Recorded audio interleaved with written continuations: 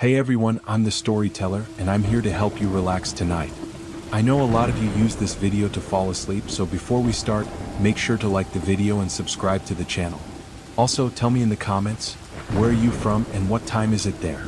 Now get comfortable, take a deep breath, and just relax. Dark revelations. There's something profoundly unsettling about the way children express themselves through art. Those innocent crayon strokes and watercolor smudges can sometimes reveal truths that words cannot capture. You see, young minds process their world differently than we do. They draw what lives in the shadows of their experiences, what whispers to them in the darkness, what their developing minds struggle to comprehend. When a child picks up their crayons and begins to create, they're opening a window into their soul. But sometimes, dear listeners, what we see through that window chills us to our very core. Tonight, I share with you the third installment of True Accounts, stories of children whose artwork revealed disturbing truths that their parents never saw coming. The Visitor in the Night. Our first account comes from a father named Martin, whose family seemed perfectly ordinary on the surface. He lived with his wife and their two precious children, a bright, creative 6-year-old daughter and an energetic 3-year-old son. Their home was filled with laughter, love, and the typical chaos of raising young ones.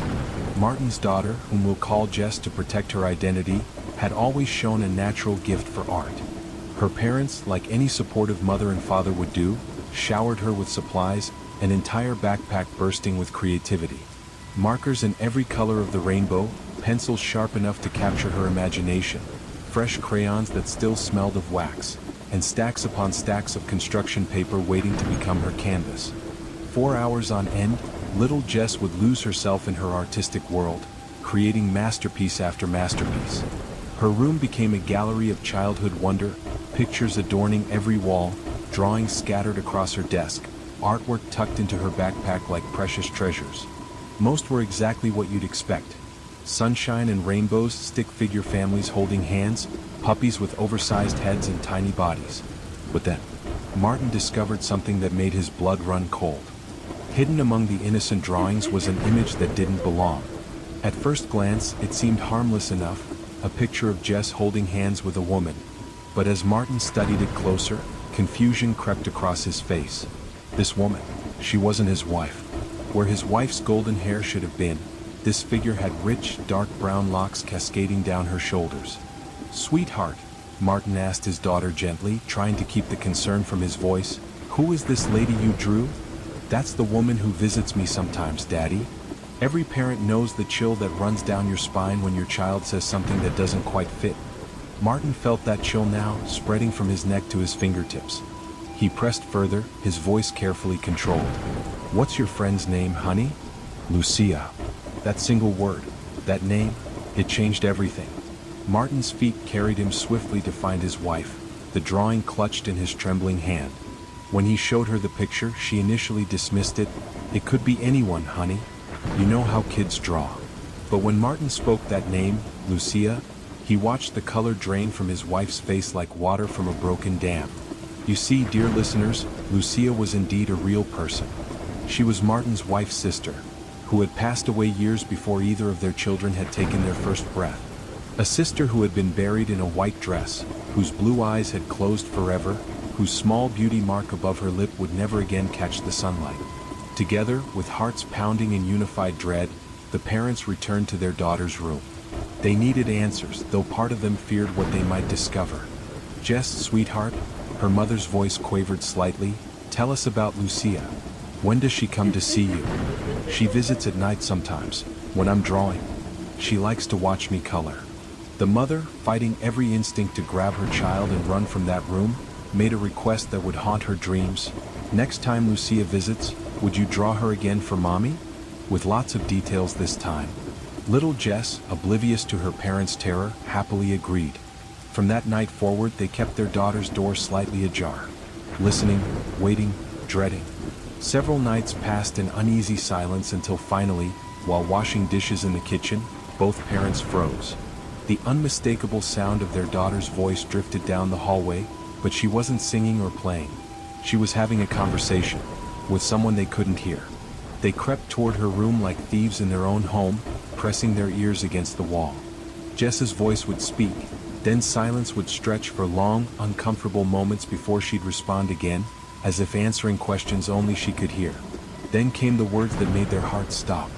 They asked about you when they saw my picture. They want me to draw you again. Unable to bear it any longer, the parents burst into the room. Were you talking to Lucia again, baby? Their daughter's small head nodded, and when they asked where Lucia was standing, Jess's tiny finger pointed to the corner of the room. Both parents turned to look, seeing nothing but shadows and toys, yet something was there. They could feel it, a presence that made the air thick and cold, that made every hair on their bodies stand at attention. Draw her for us now, sweetheart. Draw exactly what you see. What their daughter produced next confirmed their deepest fears. This new drawing showed details no 6-year-old should have known: the cerulean blue of Lucia's eyes, the precise placement of that tiny mole above her lip, the flowing white garment she wore, the same white dress she had been buried in. Martin's wife had barely known her sister, had attended the funeral for mere minutes out of obligation. There were no photographs in their home, no stories shared around the dinner table. Yet here was their daughter, capturing details with impossible accuracy. They told Jess that Lucia couldn't visit anymore. They brought in a priest to bless every corner of their home, to send any lingering spirits to their eternal rest. And according to Martin, the visit stopped. But sometimes late at night they still checked that corner of their daughter's room, just to be sure. The flames of memory. Our next account comes from an elementary school art teacher who had devoted her life to nurturing young creativity. Twice each year she held a special event called Draw and Tell, a chance for her students to create artwork about something meaningful in their lives and share the story behind it. On this particular day, her third-grade class buzzed with excitement. 24 children bent over their papers, tongues poking out in concentration as they drew their families, their pets, their favorite memories. But one boy, one quiet boy in the corner, was creating something different. While his classmates sketched houses with smoke curling cheerfully from chimneys, this child drew only flames.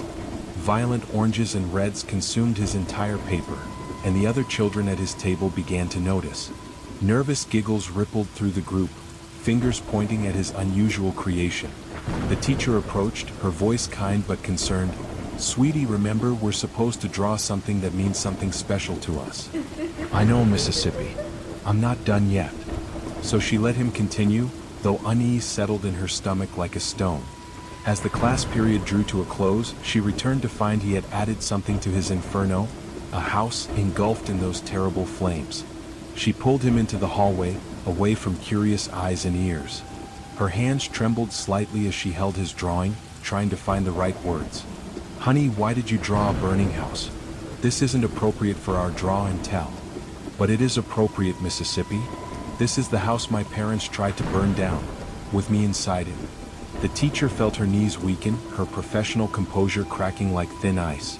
She kept the drawing, sent the boy back to his seat, and canceled the sharing portion of the activity.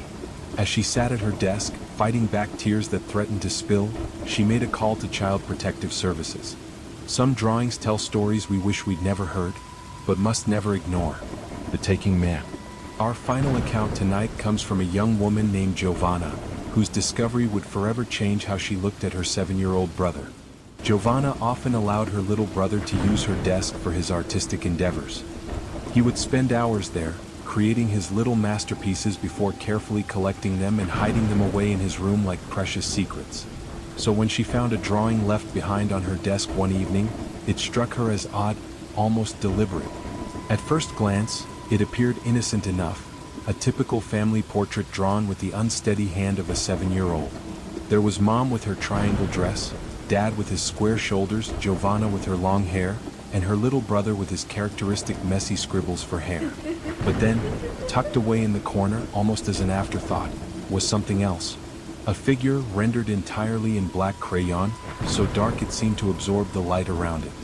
Beneath this shadow, in shaky childish letters, were 2 words that made Giovanna's skin crawl. Taking Man. The figure appeared to be on a swing, which puzzled Giovanna even more. Their family didn't own a swing set. Her brother had never asked for one, never shown interest in one.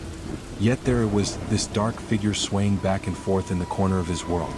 Beneath the mysterious figure was another odd detail, what looked like a window or perhaps a door, in the ground. Giovanna found herself outside with a flashlight that very night, searching their yard for any sign of such a thing. She found nothing but grass and earth. Days passed with the drawing sitting on her desk, its presence growing heavier with each glance. Then one evening while going through her skincare routine, Giovanna heard something that made her pause, face still dripping with water. Giggling. Her brother's voice, muffled but unmistakably engaged in conversation. She crept across the hall, peering through the crack in his door. What she saw defied explanation. Her little brother, kneeling on the floor, speaking animatedly to something, or someone, beneath his bed. The moment she pushed the door open, he scrambled onto his bed, eyes fixing on the TV as if he'd been watching it all along. "Who were you talking to, buddy?" "Nobody. I wasn't talking to anyone." But Giovanna knew what she had seen, what she had heard. Still, she tucked him in and returned to her room, though sleep came fitfully that night. The next morning brought an even stranger encounter. Her brother appeared at her door, holding an empty glass, asking for chocolate milk. Nothing unusual there, except when she returned with the filled glass, she found him fast asleep in his bed. She woke him gently, offered the glass. He looked at it with genuine confusion. "I didn't ask for this." "Yes, you did. Just 2 minutes ago." But his bewilderment seemed genuine, and Giovanna left the glass by his bedside, her mind racing with possibilities she didn't want to consider. That night, at 4 a.m., the talking began again. Giovanna forced herself from her warm bed, padding across the cold hallway floor. She peered once more through that crack in the door, and what she saw? Her brother, illuminated by moonlight, speaking to a shadow that seemed to have substance, that seemed to move independently of any light source. The darkness in the corner of his room was deeper than it should be, darker than black should be able to be. The next thing Giovanna remembered was waking in her own bed the next morning, with no memory of how she got there. When she finally told her parents about the drawing and the midnight conversations, they confronted her brother together. His explanation chilled them all to the bone. "The taking man takes things and brings them back. I really trust him, he's my best friend. He gives me red berries. I think they're cranberries. But now he won't come back because you know about him." Giovanna still doesn't know if what she witnessed was a dream or reality. But sometimes, late at night, she finds herself checking her brother's room, and wondering what the taking man took from her during those lost hours she can't remember. Dear listeners, children see the world through different eyes than we do. Their drawings are windows into experiences we may not understand, visitors we cannot see, memories we pray aren't real. Pay attention to what your children create. For sometimes, their innocent artwork reveals truths more disturbing than any nightmare. Until next time, sweet dreams. The shadow behind me. When I was 15 years old, I experienced something that still makes me check over my shoulder whenever I walk alone at night. I had been dating my first girlfriend, Sarah, for about 3 months. We lived in one of those pristine suburban neighborhoods where the houses all looked similar and the streets were lined with perfectly manicured lawns. Sarah's house was only 3 blocks away from mine, a distance I could cover in about 10 minutes on foot. It was a Thursday evening in October when everything changed. The sun had already set, painting the sky in deep purples and blacks. I had finished my homework early and decided to surprise Sarah with a visit. My parents were pretty lenient about curfews, especially on school nights when they knew I was just going to Sarah's house. I grabbed my phone, wallet, and house keys before heading out into the cool autumn air.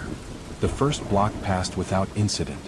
I was texting Sarah, letting her know I was on my way over. She responded with excitement, saying she had just finished making popcorn for movie night. The street lamps cast orange pools of light on the sidewalk, creating long shadows that danced as I walked through them.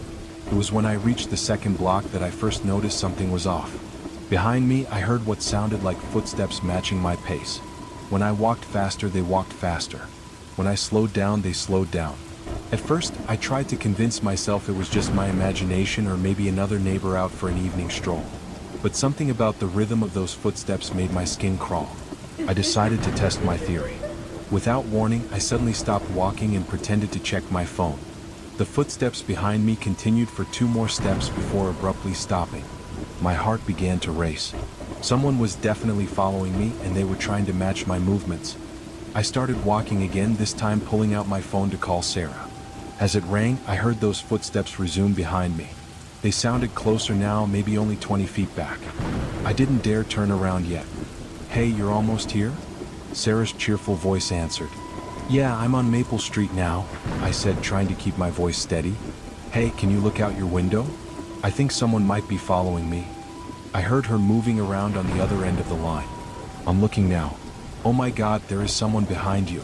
It looks like a man in a dark hoodie. He's staying in the shadows. My blood ran cold. How far behind me is he? Maybe 15 feet? He keeps ducking behind trees and bushes when he thinks you might look back. Should I call the police? Just stay on the phone with me. I'm going to run to your house. I broke into a sprint, my feet pounding against the pavement. Behind me, I heard those footsteps transform into running as well. The person was no longer trying to hide their pursuit. Sarah was screaming into the phone now, telling me the man was gaining on me. I cut across the Johnsons' front lawn, hoping to save time. The man followed, crashing through their garden. I could hear his heavy breathing now, mixing with my own panicked gasps. Sarah's house came into view, every window blazing with light. I saw her silhouette in the upstairs window, and then her mother appeared at the front door. Get inside. Hurry.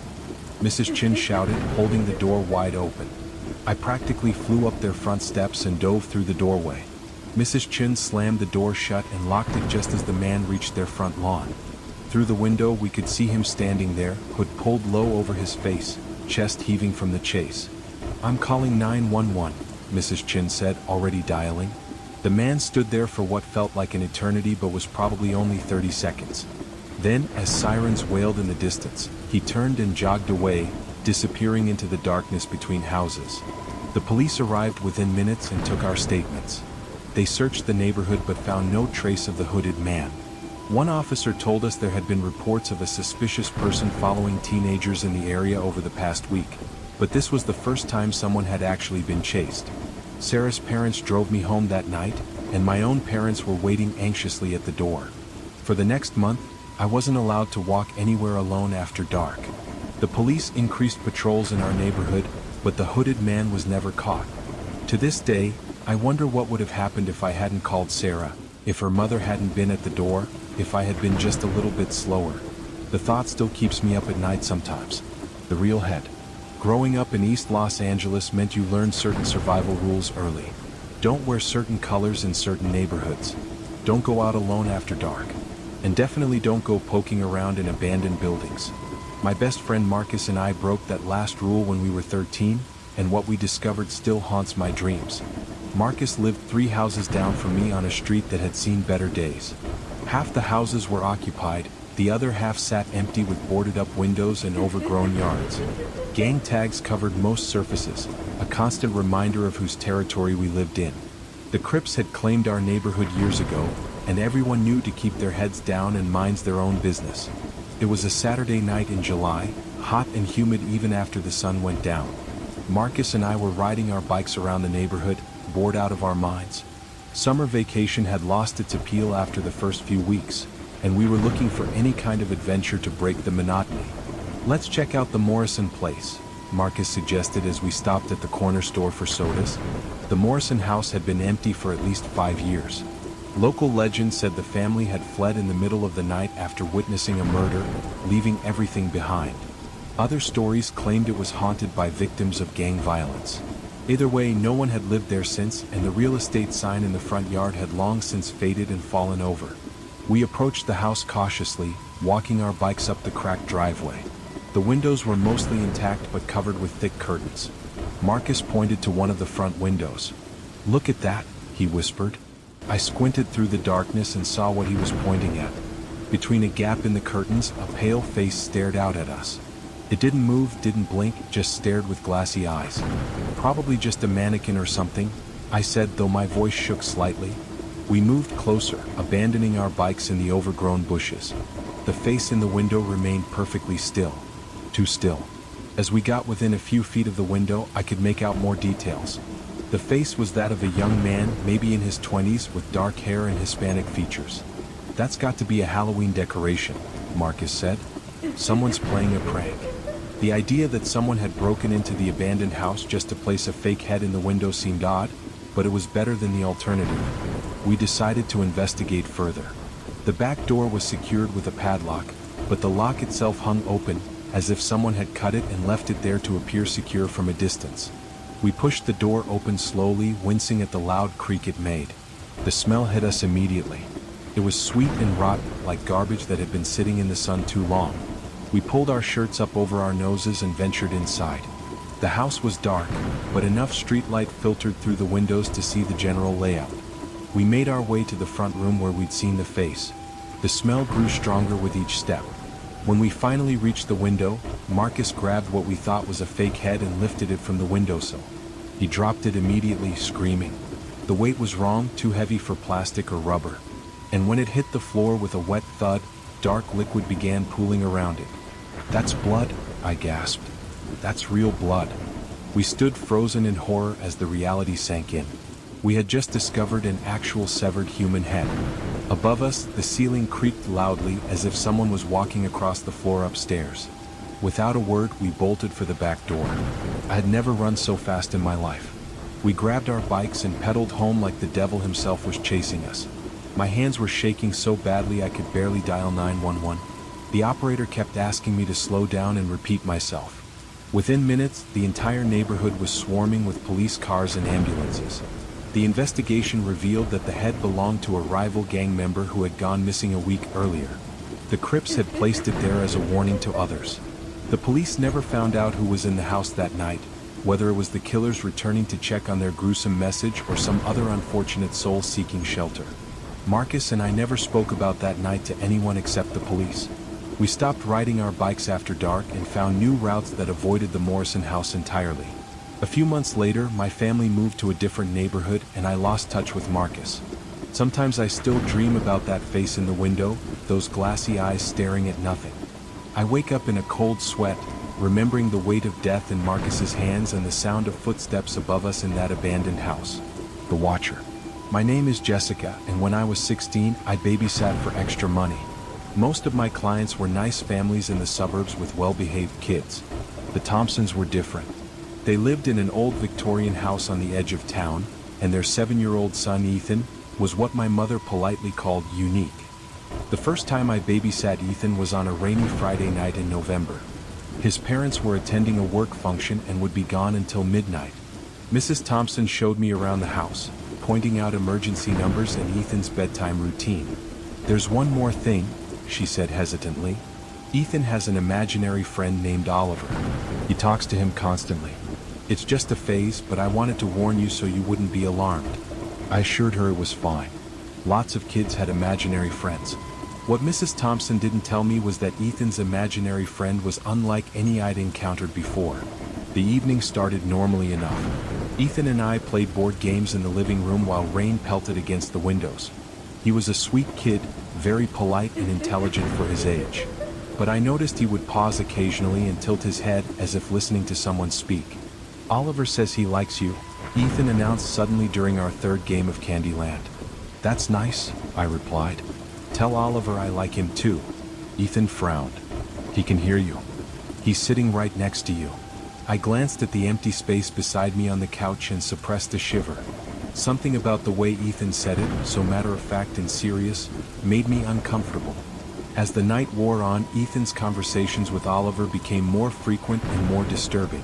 He would ask Oliver questions and then relay the answers to me. "Oliver says you have a boyfriend named Jake," Ethan said while coloring at the kitchen table. I froze. I did have a boyfriend named Jake, but I hadn't mentioned him to Ethan or his parents. "How does Oliver know that?" I asked, trying to keep my voice light.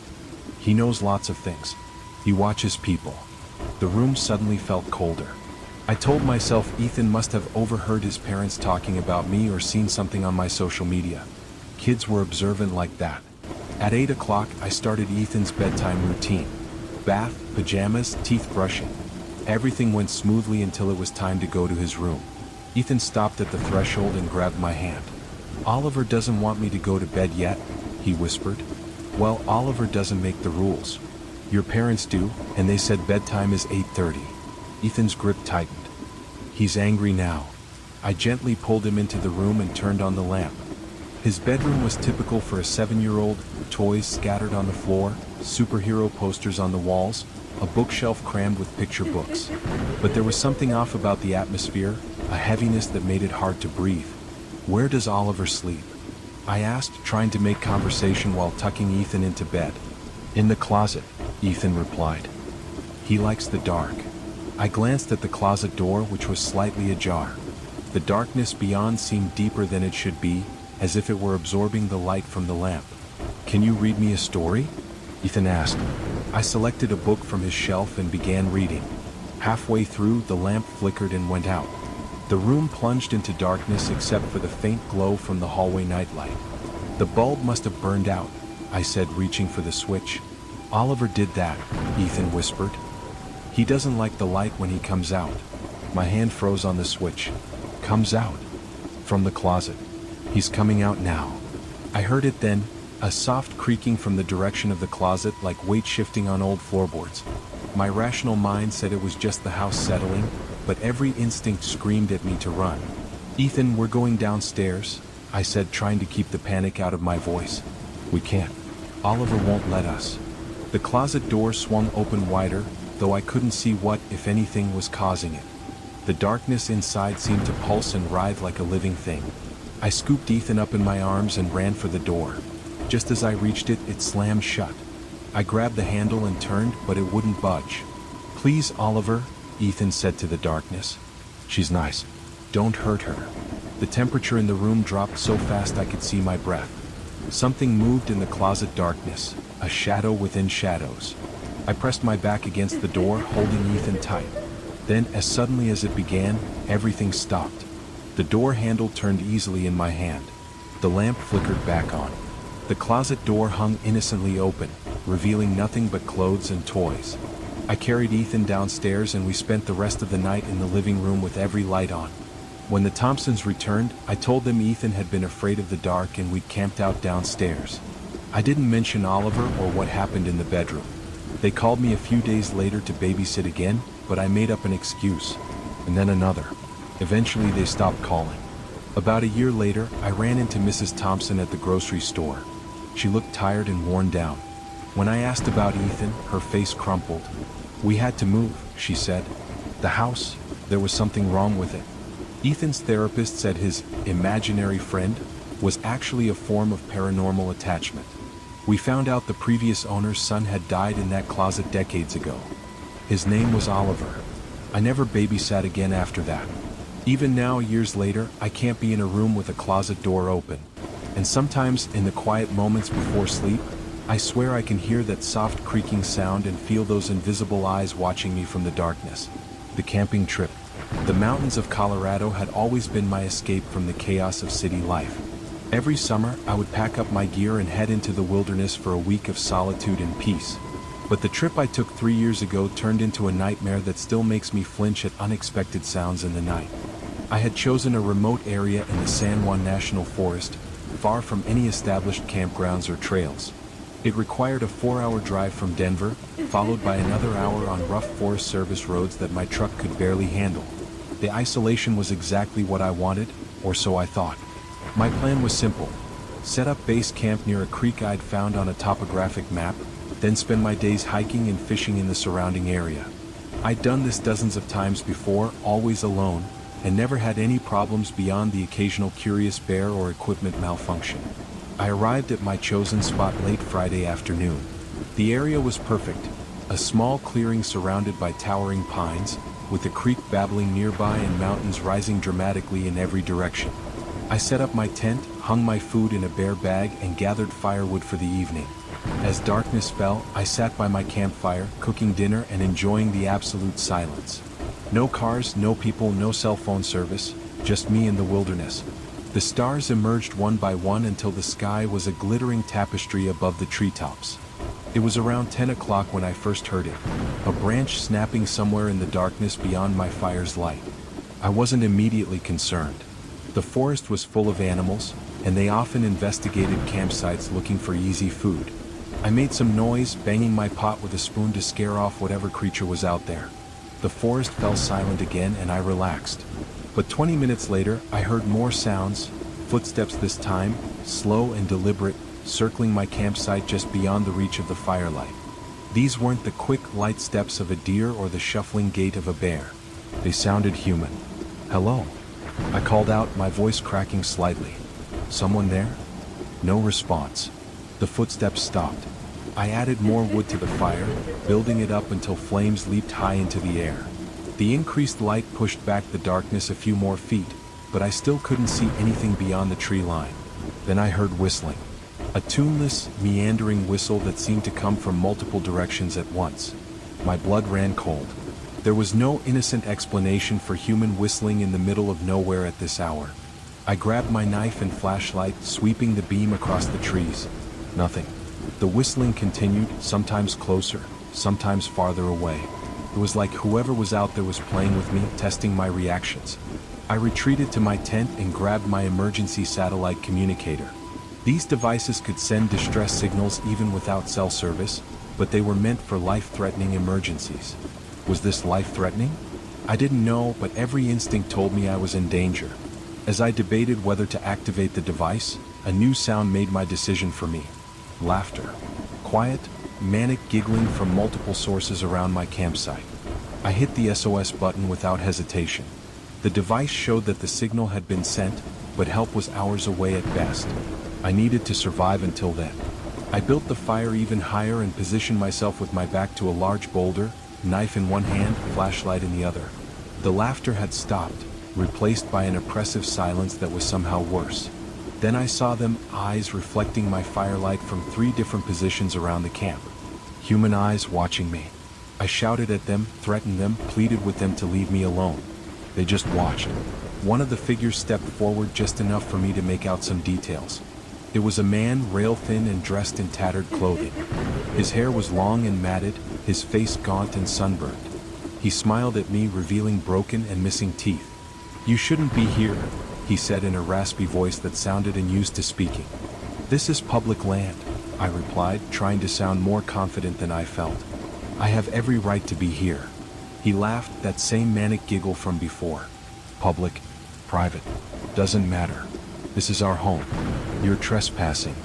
The other figures moved closer, and I could see they were similarly disheveled and wild-looking. There were 3 of them total, 2 men and a woman.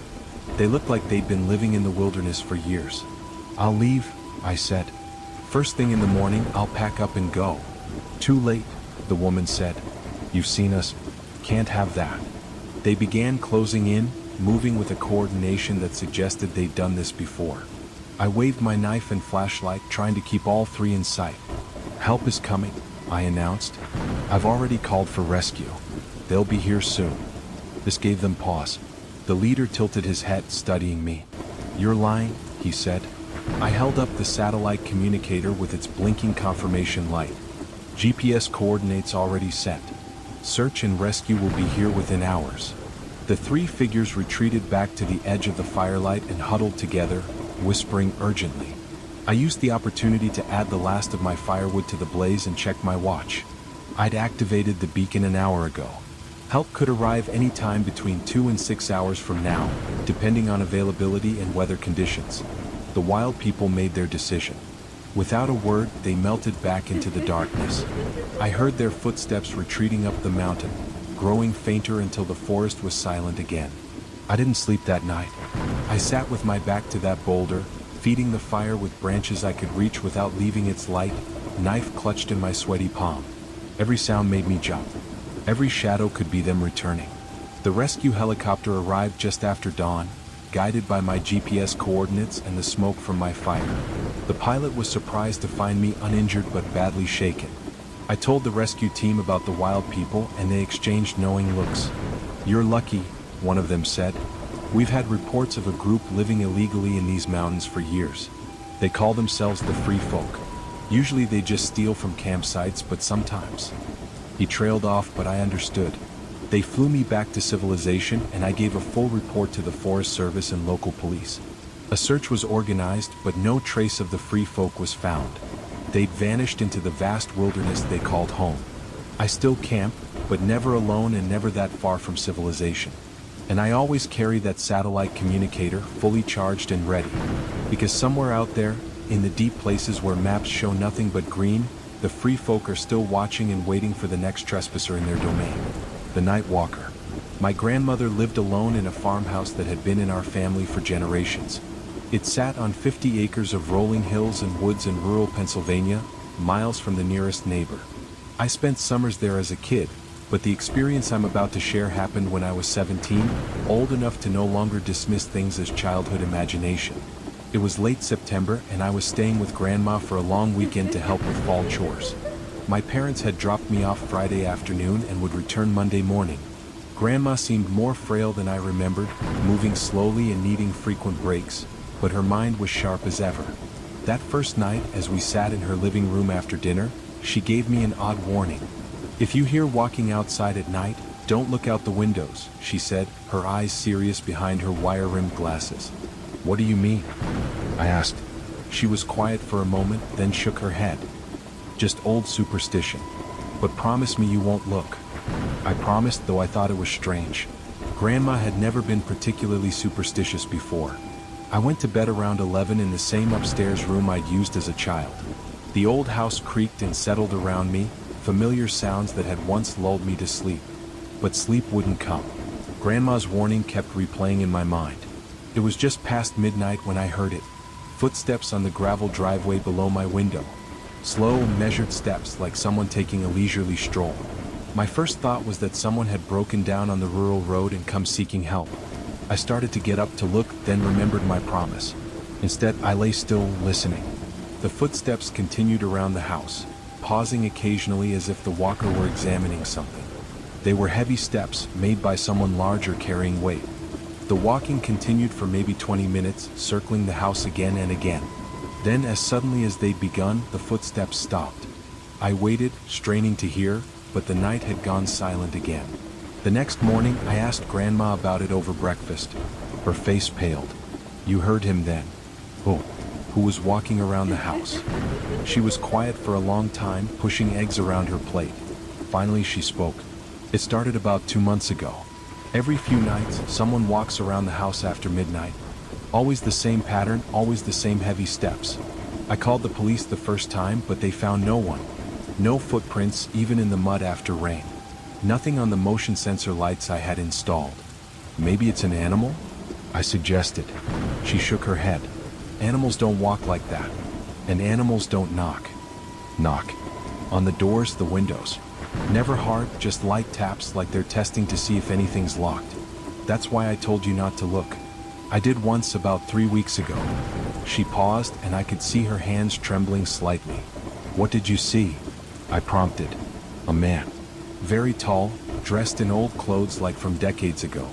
He was standing at my bedroom window, just standing there, staring in. But his eyes," she shuddered, "they reflected the moonlight like an animal's. And when he saw me looking, he smiled. Such a terrible smile." "Did he try to get in?" "No. He just walked away, same as always. But now I know he's checking, making sure I'm here. Waiting for something." We spent the day doing chores, but I could tell Grandma was distracted. As evening approached, her anxiety grew. She checked every lock twice, pulled all the curtains tight, and insisted we go to bed early. I lay awake again, dreading midnight. This time, when the footsteps began, I was ready. I'd positioned myself so I could see the window without looking directly out, using the mirror on the dresser to watch. The footsteps came closer, circling to my side of the house. In the mirror, I saw a shadow pass by the window, tall, impossibly tall. It paused and I heard light tapping on the glass. 3 knocks, then silence, then 3 more. I held my breath, watching the mirror. The shadow moved closer to the window, and I caught a glimpse of a face, pale, gaunt, with eyes that gleamed silver in the darkness. It pressed against the glass, those terrible eyes scanning the room. I must have made some sound because suddenly those eyes locked onto mine in the mirror. The face split into a grin, revealing too many teeth. Then it pulled back and continued its circuit around the house. I didn't sleep at all that night. In the morning, I found Grandma already awake, sitting at the kitchen table with a cup of coffee and an old photo album. "I did some research," she said without preamble. "Found this." She showed me a yellowed newspaper clipping from 1952. The headline read, "Escaped Patient Still at Large." The article described a man named William Crane who had escaped from the state psychiatric hospital. He was considered dangerous, having been institutionalized for what the paper delicately called unnatural appetites. "They never caught him," Grandma said. but there were sightings for years after. Always at remote farms, always at night. People reported someone walking around their houses, peering in windows. And sometimes, she hesitated. Sometimes what? Sometimes people went missing. Whole families just gone. No signs of struggle, doors still locked from the inside. Just empty houses. You think this is the same man? He'd be over 90 years old. Grandma showed me another clipping, this one from 1978. Missing family's neighbor reports nighttime visitor. The details were the same, heavy footsteps, tall figure, reflective eyes. It's not possible, I said. Lots of things aren't possible, Grandma replied. But they happen anyway. That night, I insisted on staying in Grandma's room. We pushed her heavy dresser in front of the window and waited. Midnight came and went with no footsteps. 1 o'clock, nothing. I began to hope we'd be spared. At 2:30 they began. Heavier than before, almost angry. The walking was faster, more aggressive. When the knocks came, they were loud enough to rattle the windows. Then we heard the front door handle turn. The lock held, but the handle turned again more forcefully. The door shook in its frame. Grandma grabbed my hand. He's never tried to get in before. The assault on the front door stopped. Footsteps thundered around to the back of the house. We heard the back door handle turn, then what sounded like a shoulder hitting the door. I grabbed my phone to call 911, but there was no signal. The landline was dead too. The kitchen window shattered. We locked ourselves in the bathroom, pushing our backs against the door. Heavy footsteps moved through the house, searching. They paused outside the bathroom door. 3 knocks. Then that voice, dry as old leaves, "I know you're in there. It's time to stop hiding." The door handle turned. We held firm, but I could feel the door bowing under pressure from the other side. Then suddenly it stopped. The footsteps retreated rapidly. A door slammed. Outside, I heard a car engine. When had a car arrived? "Police!" someone shouted. We received an emergency signal from this address. We cautiously opened the door to find 2 state troopers in the hallway. They'd been patrolling nearby when their radio picked up an automated distress signal from Grandma's new medical alert system. Something she'd forgotten she'd activated when the intruder broke in. The police searched the property but found only the broken window and muddy boot prints that led into the woods before disappearing entirely. They stayed until dawn, but the walker didn't return. Grandma moved in with my parents after that. The farmhouse stands empty now, slowly being reclaimed by nature. Sometimes teenagers dare each other to spend the night there, but no one ever makes it past midnight, because the footsteps still come.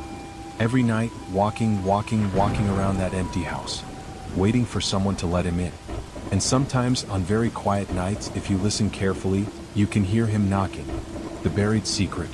I'm writing this because I need someone to know what's happening, and I'm genuinely afraid for my safety. My name is Tim, and I've lived in the same suburban neighborhood for 12 years with my wife Sarah. Our neighbor Charles has been there even longer, probably close to 20 years. He and his wife Kathy always seemed like the perfect couple until their son Michael disappeared 5 years ago. Michael was 14 when he vanished. One day he was there, the next he was gone. Charles reported it immediately, and for weeks our quiet street was filled with police cars and search teams. Missing person flyers with Michael's smiling face were stapled to every telephone pole in a 10-mile radius. The local news covered it extensively for the first month, then occasionally, then not at all. As neighbors, Sarah and I did what we could. We joined search parties, distributed flyers, brought casseroles to Charles and Kathy when they were too distraught to cook. The whole neighborhood rallied around them, but as months turned to years with no trace of Michael, that support gradually faded. Life moved on for everyone except the grieving parents next door. I watched Charles and Kathy change over those 5 years. Kathy, who used to tend her garden with infectious enthusiasm, let her prized roses wither and die. She rarely left the house anymore, and when she did, she moved like a ghost, eyes unfocused and distant. Charles threw himself into work, leaving early and returning late, as if staying busy could keep the grief at bay. They still invited us over occasionally for barbecues or dinner parties, trying to maintain some semblance of normalcy. But these gatherings were painful affairs. The empty chair at their table seemed to grow larger with each passing year. Conversations were stilted, full of long pauses where Michael's name hung unspoken in the air. Last week everything changed. It was Tuesday evening, and I was hauling our garbage bins to the curb when Charles appeared at my elbow. He looked haggard, with dark circles under his eyes and several days' worth of stubble. "Tim, could I borrow a shovel?" he asked, his voice barely above a whisper. "Of course," I said without hesitation. "Let me grab it from the garage." I retrieved my best spade, a heavy-duty model I'd bought for planting trees. Charles took it with trembling hands, mumbling his thanks. "Just some yard work," he said when I didn't ask what he needed it for. "I'll have it back tomorrow." He hurried away before I could offer to help, disappearing around the side of his house toward his backyard. Something about his manner unsettled me, but I chalked it up to the ongoing stress of his son's disappearance.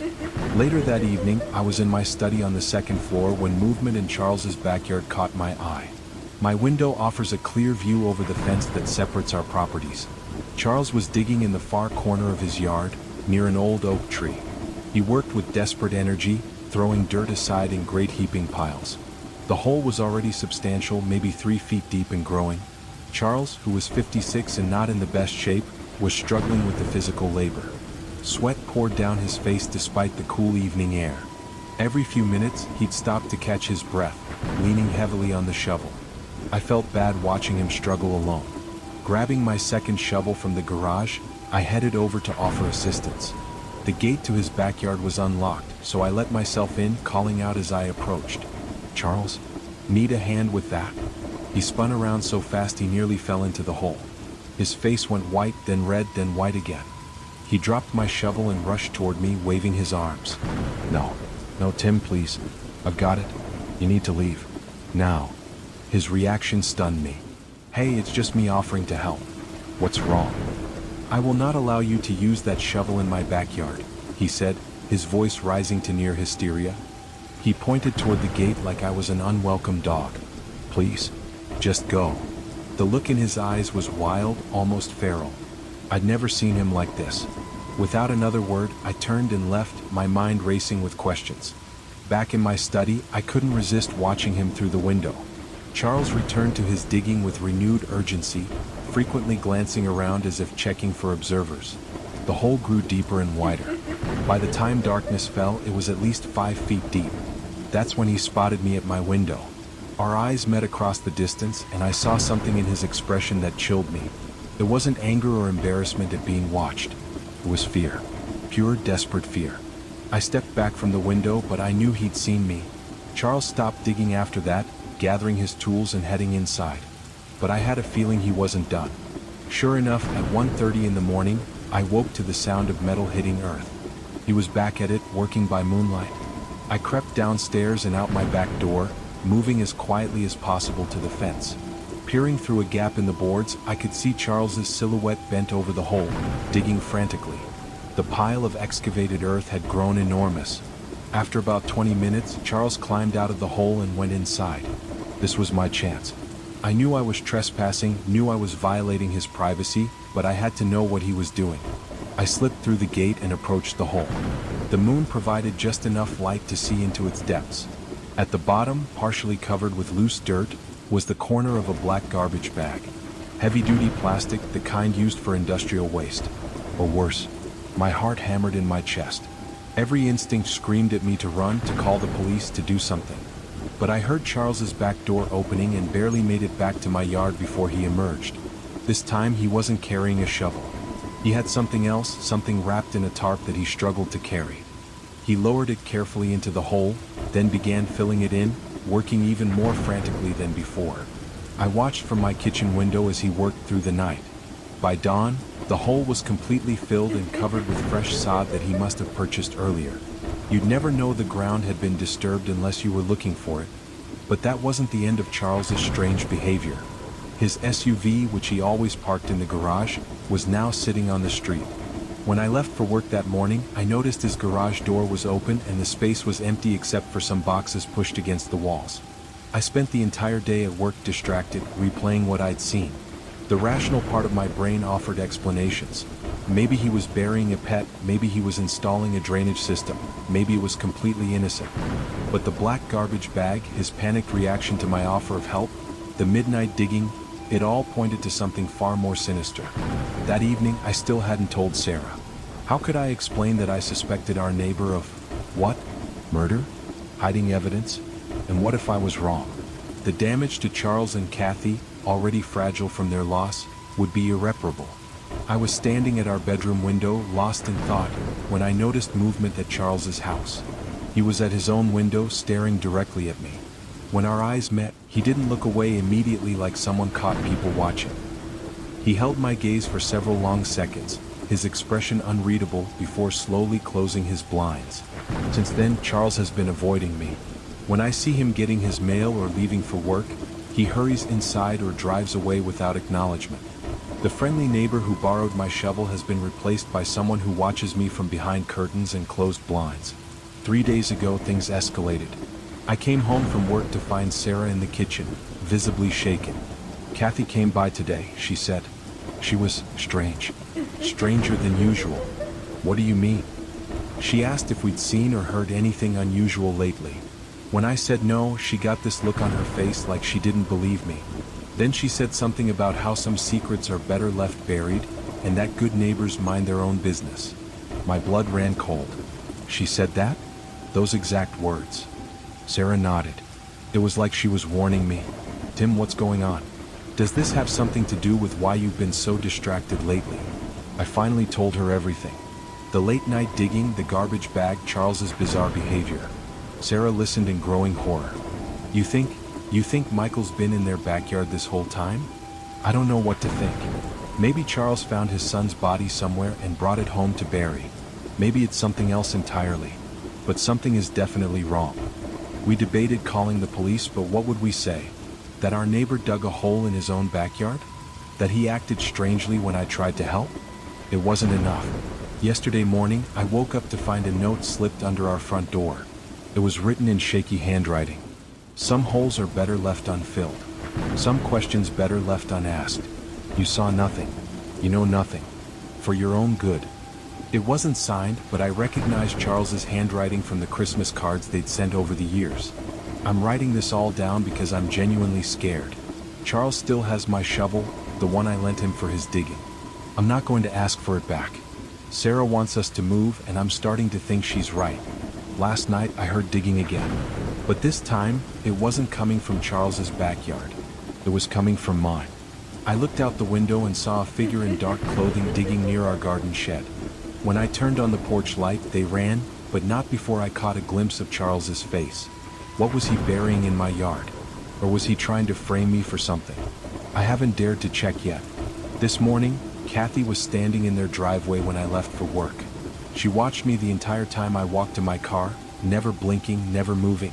As I drove away, I saw her in my rearview mirror, still standing there, still watching. I don't know what Charles buried in his backyard that night. I don't know what he might have buried in mine. All I know is that our perfect suburban street has become a nightmare, and the neighbors we once called friends have become something far more sinister. We're moving. As soon as possible. Some secrets, as Kathy said, are better left buried. But I can't help wondering, how many other secrets are buried in the backyards of our quiet neighborhood? And what happens when they're finally unearthed? The boys next door. Looking back, I should have trusted my instincts about Eric and Todd from the beginning. There was something off about those brothers, something that went beyond normal teenage weirdness. But I was 15, more concerned with basketball and girls than the danger living right next door. My family had lived in that house since I was born. It was a modest 2-story in a middle-class neighborhood in Ohio.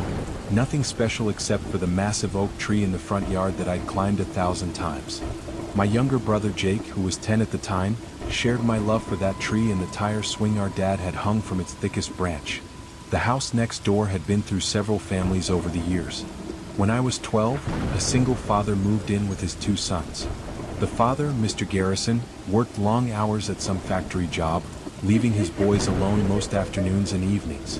Eric was the older one, probably 16 or 17. Todd was closer to my age, maybe a year older. They kept to themselves, which suited everyone fine. In 3 years of living next door, Jake and I had barely exchanged a dozen words with them. We'd see them occasionally, taking out garbage, mowing their lawn, getting into their father's beat-up truck. But they never made eye contact or responded to friendly waves. My mother called them troubled, in that way parents do when they want you to stay away from someone without explaining why. Everything changed when my parents announced we were moving. Dad had gotten a promotion that required relocating to Indiana. We had 3 months to pack up our entire lives and say goodbye to the only home I'd ever known. Word travels fast in neighborhoods like ours. Within a week, everyone knew the Hendersons were moving. That's when Todd approached us. Jake and I were in the driveway playing one-on-one basketball. It was a Saturday afternoon, unseasonably warm for early spring. I was letting Jake win, as big brothers do, when I noticed Todd standing at the edge of our property watching us. "Hey," he called out, taking a few steps closer. I grabbed the ball mid-dribble, surprised by the interaction. "Hey."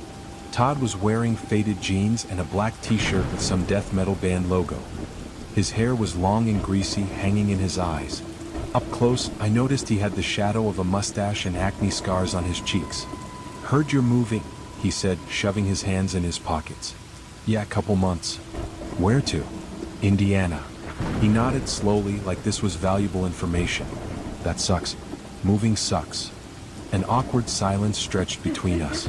Jake bounced the basketball nervously, the rhythmic thump-thump-thump the only sound. "Me and Eric are going shooting tomorrow," Todd said suddenly. "Down by the river. You want to come?" I glanced at Jake, who was giving me a look that clearly said he wanted to go too. "Shooting?" "BB guns," Todd clarified. "We got a whole collection. It's pretty cool." I'd never shot a gun of any kind, not even a BB gun. The idea was intriguing, and what harm could it do? We were moving soon anyway. "Sure," I said. "What time?" 4 o'clock. "We'll knock." He turned to leave, then stopped. "Your brother can come too if he wants." Jake's face lit up. After Todd disappeared back into his house, Jake grabbed my arm. "This is so cool. We're finally hanging out with them." I felt uneasy but couldn't pinpoint why. "Yeah, I guess. Just, let's not tell Mom and Dad, okay? They might not let us go." The next day dragged by. Jake was so excited he could barely sit still during Sunday dinner. When 4 o'clock approached, we told our parents we were going to ride bikes around the neighborhood. The lie came easily, which should have been my first warning. The doorbell rang at exactly 4. Eric and Todd stood on our porch dressed in full hunting camouflage, complete with face paint. Eric carried a large duffel bag that looked military surplus. Both brothers had serious expressions, like they were heading to war instead of shooting cans by the river. "Ready?" Eric asked. His voice was deeper than I expected, gravelly like he'd been smoking since childhood. Jake and I followed them down the sidewalk, feeling underdressed in our jeans and t-shirts. Neither brother spoke as we walked. The duffel bag clanked with each step, metal hitting metal inside. The river was about a half-mile away, accessible through a patch of woods at the end of our street. Kids went there to smoke, drink beer they'd stolen from their parents, and generally engage in mild delinquency. I'd been there a few times but never ventured too deep into the woods. Eric and Todd led us down a narrow trail I hadn't noticed before. The canopy grew thicker, blocking out the late afternoon sun. The sound of running water grew louder. After about 10 minutes of walking, we emerged at a small clearing by the riverbank. "This is our spot," Todd said, the first words either had spoken since we'd left. "Nobody else knows about it." Eric set the duffel bag on a fallen log and unzipped it. Inside, I glimpsed what looked like several rifles, boxes of ammunition, and other equipment I couldn't identify. He pulled out what I assumed was a BB gun and handed it to Todd, who immediately began checking it over with practiced efficiency. "You know how to shoot?" Eric asked me. "No, but I can learn." A smile crossed his face. It wasn't a friendly smile. "Everyone can learn." He handed me a rifle. It was heavier than I expected, solid wood and metal. Jake reached for one too, but Eric pulled the bag away. "He's too young," Eric said. "I am not." Jake protested. "I'm 10. I said no. The harsh tone made Jake step back. I put my hand on his shoulder. "It's okay, you can watch me first." Todd had walked to the river's edge and was picking up cans and bottles that previous visitors had left behind. He set them on rocks and logs, creating a makeshift shooting gallery. When he was done, he rejoined us and pulled out his own rifle. "Watch and learn," he said. He raised the rifle to his shoulder, aimed, and fired. The crack was louder than I expected, echoing off the trees. The can flew off the rock, spinning into the water. "Nice shot," I said. Todd lowered the rifle and turned to me. "These aren't BB guns. My blood went cold. What? These are .22s. Real bullets. Real guns. He said it matter-of-factly, like he was telling me the weather. I immediately moved to hand the rifle back to Eric, but he stepped away, keeping his hands at his sides. I don't want this, I said. We thought they were BB guns. We're not allowed to. Not allowed. Eric laughed, but there was no humor in it. What are you, 5? Give it back to him, Jake said, trying to sound tough. We're leaving. Eric's expression darkened. He took a step toward Jake, and I instinctively moved between them. Fine, I said. We're going. I set the rifle on the ground and grabbed Jake's hand. We'd taken maybe 3 steps when Eric spoke again. You know what we do to snitches? I stopped but didn't turn around. We're not going to tell anyone. You better not. We know where you live. We know where your little brother sleeps. Now I did turn around. Both Eric and Todd had their rifles raised, not quite pointing at us but not pointing away either. The implied threat was clear. We won't tell, I repeated, my voice barely a whisper. Get out of here, Todd said. And if we find out you said anything to anyone. He didn't need to finish. Jake and I ran most of the way home, not stopping until we were safely in our house. Our parents asked why we were out of breath, and I made up a story about racing our bikes. That night at dinner, I watched Jake push food around his plate, unusually quiet. When our parents asked if something was wrong, we both shook our heads. The threat from Eric and Todd hung over us like a storm cloud. I barely slept that night. Every noise outside made me jump. When a tree branch scraped against my window, I nearly screamed. Around midnight, I crept to my window and peered out. The Garrison house was dark except for one upstairs window. I could see a figure standing there, motionless, facing our house. The next few weeks were torture. Eric and Todd made their presence known in subtle ways. They'd stand in their yard when we got home from school watching. They'd walk by our house late at night, making sure we heard their footsteps. Once I found a bullet on our doorstep. Just .22 caliber bullet standing upright like a tiny threat. Then came the night that changed everything. I woke to cold air on my face. My window, which I'd locked before bed, was wide open. The curtains billowed in the breeze. As I sat up, confused and alarmed, I felt something hard press against the back of my head. Don't move. Don't scream. Todd's voice, barely a whisper. I froze, my heart hammering so hard I thought it might burst. The pressure on my head, a gun barrel, I realized, pushed slightly harder.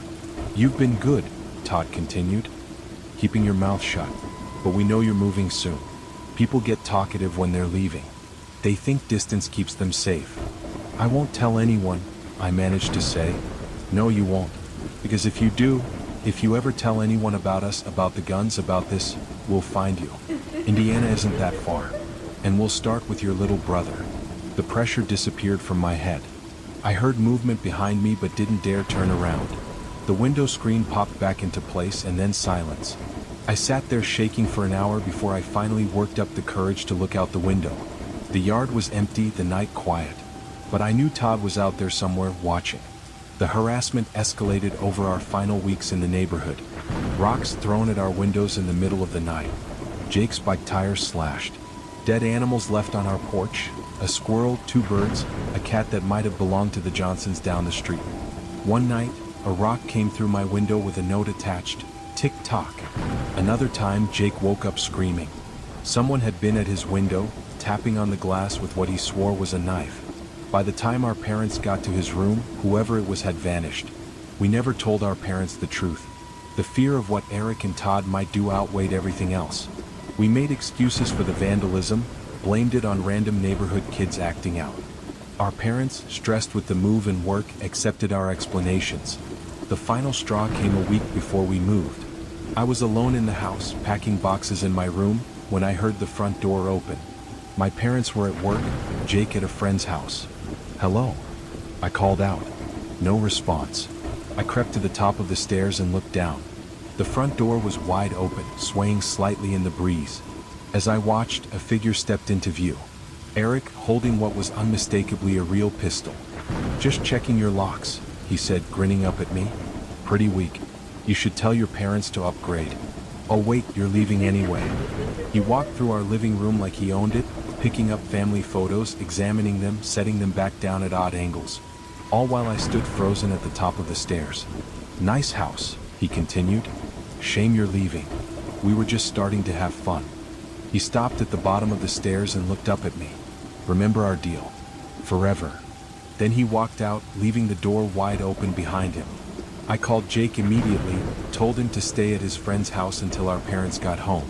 Then I started pushing furniture in front of all the ground floor doors. When my parents arrived, I told them I thought I'd seen someone suspicious in the neighborhood. Dad called the police, but of course they found nothing. Our last week in that house was spent in a state of siege. Dad installed new locks, Mom made sure we were never home alone. Eric and Todd watched it all from their windows, always present, always reminding us they were there. On moving day, as the truck pulled away with all our belongings, I saw both brothers standing in their driveway. Todd made a gun gesture with his hand, pointing it at the truck. Eric just smiled and waved like we were old friends saying goodbye. We've lived in Indiana for 10 years now. Jake and I have never spoken about what happened, not even to each other. Sometimes I Google their names, wondering if they've been arrested, if they've hurt someone, if they're even still alive. I never find anything. But sometimes, late at night, I still check my windows. I still jump when someone knocks unexpectedly. And I still wonder if somewhere out there, Eric and Todd remember us too, and if they're the kind of people who keep their promises. The neighbors from hell. I'm writing this from a coffee shop because I'm afraid to be in my own home. 2 weeks ago, I had a confrontation with my neighbors that escalated into something out of a horror movie. I'm 23, fresh out of college with a degree in graphic design and more student debt than I care to think about. The only house I could afford was in what generously could be called a transitional neighborhood. The kind where half the homes have bars on the windows and the other half have for sale signs that have been there so long they've become part of the landscaping. My house is a small 2-bedroom that was built in the 1950s and hasn't been updated since the 70s. Orange shag carpet, wood paneling, the works. But it was mine, or at least it would be in 30 years when I finished paying the mortgage. I moved in 3 months ago, full of optimism about being a homeowner and fixing the place up. That optimism died quickly when I met my neighbors. On the left side lived a family that seemed to have confused their house with a nightclub. Music blasted at all hours, bass so heavy it knocked pictures off my walls. Cars came and went constantly, staying just long enough for someone to run inside and come back out. I didn't need a degree in criminal justice to figure out what was going on there. But the house on the right was worse. So much worse. 2 women lived there, though lived might be too generous a term for what seemed more like barely existing. The older one, who I guessed was in her 60s, had stringy gray hair and eyes that never seemed to focus on anything. She wore the same floral housecoat every day, stained with God knows what. I tried introducing myself when I first moved in, but she just stared through me like I wasn't there before shuffling back inside. The younger woman was probably in her 40s, though it was hard to tell. Something was clearly wrong with her, developmentally disabled, mentally ill, or both.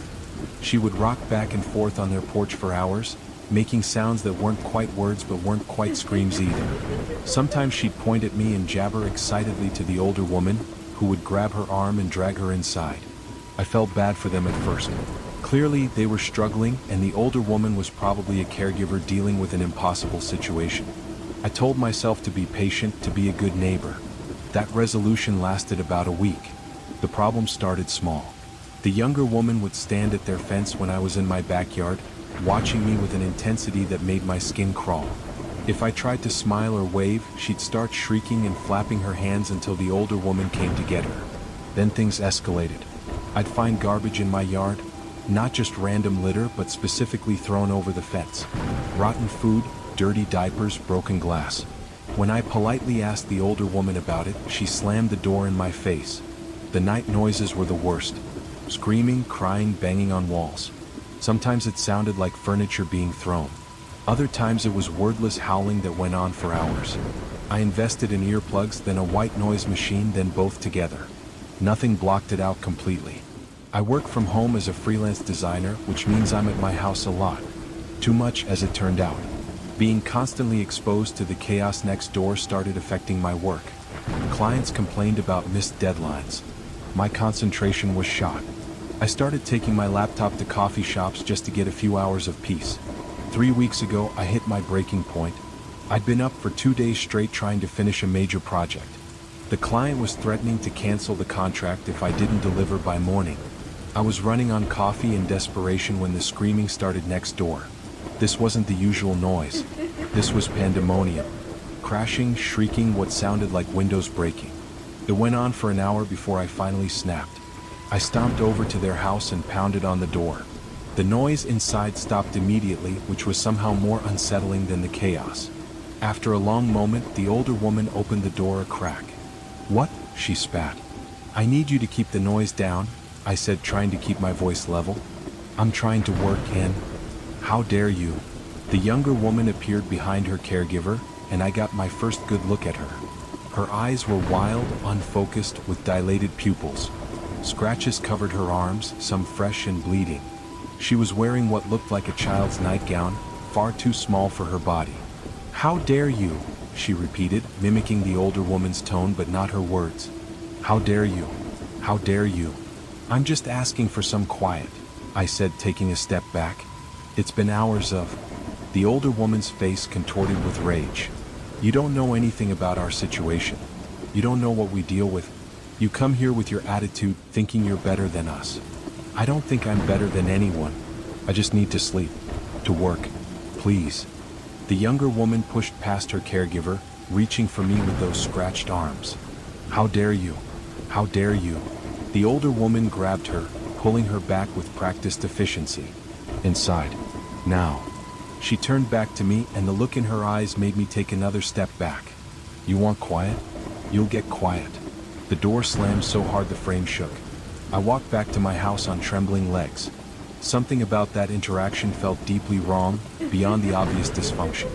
The threat in her voice, the calculating look in her eyes. This wasn't just a caregiver at the end of her rope. This was something else. The house next door did go quiet. Completely quiet. For 3 days, I didn't see either woman, didn't hear a sound. I should have been relieved, but instead, the silence felt ominous. Like the calm before a storm. On the third night, I woke at 3 a.m. to complete darkness. The power was out. I grabbed my phone to use as a flashlight and noticed I had no signal. The landline was dead too. That's when I heard the giggling. It was coming from downstairs. Soft, unhinged giggling that raised every hair on my body. I knew that sound. It was the younger woman from next door. I crept to my bedroom door and listened. Footsteps moved through my house, slow and deliberate. Drawers opened and closed. The giggling continued, punctuated by occasional words I couldn't make out. I did the only thing I could think of. I barricaded my bedroom door with my dresser and called 911. Or tried to. No signal, remember? The phone was as dead as everything else. The footsteps came up the stairs. One by one, each step creaking under weight. The giggling got louder, more manic. She was enjoying this. "I know you're in there," she sing-songed. "How dare you, how dare you, how dare you." The doorknob turned. When the door didn't open, she knocked. Politely at first, like a dinner guest. Then harder. Then she was pounding with both fists, screaming wordlessly. I pushed against the dresser, adding my weight to the barricade. She threw herself against the door over and over. The wood began to splinter. One hinge started to pull away from the frame. Then suddenly light flooded under the door. The power was back on. I heard new voices, the older woman, urgent and angry. The pounding stopped. Footsteps retreated quickly down the stairs. I stayed barricaded in my room until dawn, then carefully moved the dresser and crept out. My house was trashed. Every drawer emptied, furniture overturned, food smeared on the walls. The back door stood wide open. On my kitchen table was a note. "You wanted quiet. Quiet makes her restless. Your fault." I called the police immediately. They took a report, dusted for prints, took photos. When they went next door to question the women, no one answered. The house looked empty, abandoned even. A neighbor told them the women had been seen loading a van in the middle of the night and driving away. But they came back. 2 nights later, I saw lights on in their house. The next morning, the older woman was on their porch like nothing had happened. When the police returned to question her, she claimed she'd been visiting her sister in another state. She had receipts, witnesses. And the younger woman? She couldn't possibly have broken into my house. She was severely disabled, couldn't even dress herself without help. The police believed her. Or at least they couldn't prove otherwise. The fingerprints they'd found didn't match anyone in the system. Without evidence, there was nothing they could do. I installed new locks, security cameras, and alarm system I couldn't afford. None of it made me feel safe. Because I knew the truth. The older woman was letting the younger one terrorize me. Maybe even encouraging it. And there was nothing I could do to prove it. The harassment continued, but smarter now. Things would go missing from my yard and appear on my porch days later, broken. My security cameras would mysteriously malfunction whenever something happened. I'd wake up to find my gate open, my garbage cans emptied across my lawn, my car tires deflated. And always, that younger woman watching from their windows. Rocking back and forth, pointing at me, giggling behind the glass. Last week, things escalated again. I woke up to find muddy footprints throughout my house. Nothing was stolen or broken, but someone had been inside while I slept. The alarm hadn't gone off. The cameras showed nothing. But those footprints led from my back door to my bedroom, where they'd stood at the foot of my bed for God knows how long, watching me sleep. I'm done. I'm moving out, taking the financial hit, running away like a coward. Because I know it's only going to get worse. The older woman has made that clear in a dozen small ways. The satisfied smirks when she sees me, the way she doesn't even pretend to control the younger woman anymore when I'm around. Yesterday was the final straw. I came home to find my front door wide open. Inside, written on my living room wall in what looked like human feces, were the words, "How dare you," repeated over and over. The smell was overwhelming. But that wasn't the worst part. In my bedroom, they'd left something on my pillow. A photo of me taken while I was sleeping. In the photo, the younger woman's face is visible in the background, inches from mine, her mouth open like she's about to bite. I didn't even pack. I grabbed my laptop and some clothes and left. I'm staying in hotels now, trying to find somewhere else to live. The real estate agent says the house will be hard to sell given the neighborhood and the issues with the neighbors. I don't care. I'll take the loss. But here's the thing that haunts me. When I went back yesterday with a police escort to get more of my things, the older woman was waiting on her porch. She watched us the entire time, and as I was leaving, she called out, "Running won't help. She likes you now. She'll find you." I want to believe it's just an empty threat from a disturbed woman. But last night, in my hotel room 40 miles away, I woke up to someone giggling in the hallway. I looked through the peephole and saw nothing, but the giggling continued for an hour. This morning, there were muddy footprints in the hallway. Small, bare feet like someone who doesn't usually wear shoes. They stopped right at my door. I'm checking out now, going to a different hotel. Maybe I'm paranoid. Maybe it's just a coincidence. But I keep thinking about what the older woman said about how the younger one likes me now. What happens when someone who can't understand boundaries, who doesn't process reality like the rest of us, decides they like you? What happens when their caregiver, instead of helping them, enables their obsession? I don't know. But I'm not sticking around to find out. I'm leaving the state, starting over somewhere far away. Maybe that's an overreaction. Maybe I'm letting them win. But when I close my eyes, I see that photo of her face next to mine while I slept, and I know I'll never feel safe again. If you're reading this and thinking about buying a house in a sketchy neighborhood to save money, learn from my mistake. No amount of saved money is worth living next to people who make you afraid to be in your own home. And sometimes the real danger isn't from the obviously troubled person. It's from the one who seems sane but uses that troubled person as a weapon. I'm done being a target. I just hope I can run far enough. The shovel in the backyard. My wife Patricia and I have lived in the same neighborhood for 15 years. It's one of those suburbs that was built in the 1960s, where all the houses look similar but each has its own character through years of different owners making changes. We raised our kids here, made friends, built a life. Our neighbor Roger has been here even longer, 22 years, he told us once at a block party. Roger was always the quiet type. Kept his lawn perfect, never played loud music, always had a polite wave and a nod when you saw him. His wife Linda was friendlier, the type who'd bring cookies when someone new moved in or organize meal trains when someone was sick. They seemed like the perfect couple, if a bit reserved. That changed 5 years ago when their son Tommy disappeared. Tommy was 16, a good kid from what we knew. Played trumpet in the school band, got decent grades, never caused trouble. One Tuesday in October, Linda called the police in hysterics. Tommy hadn't come home from school.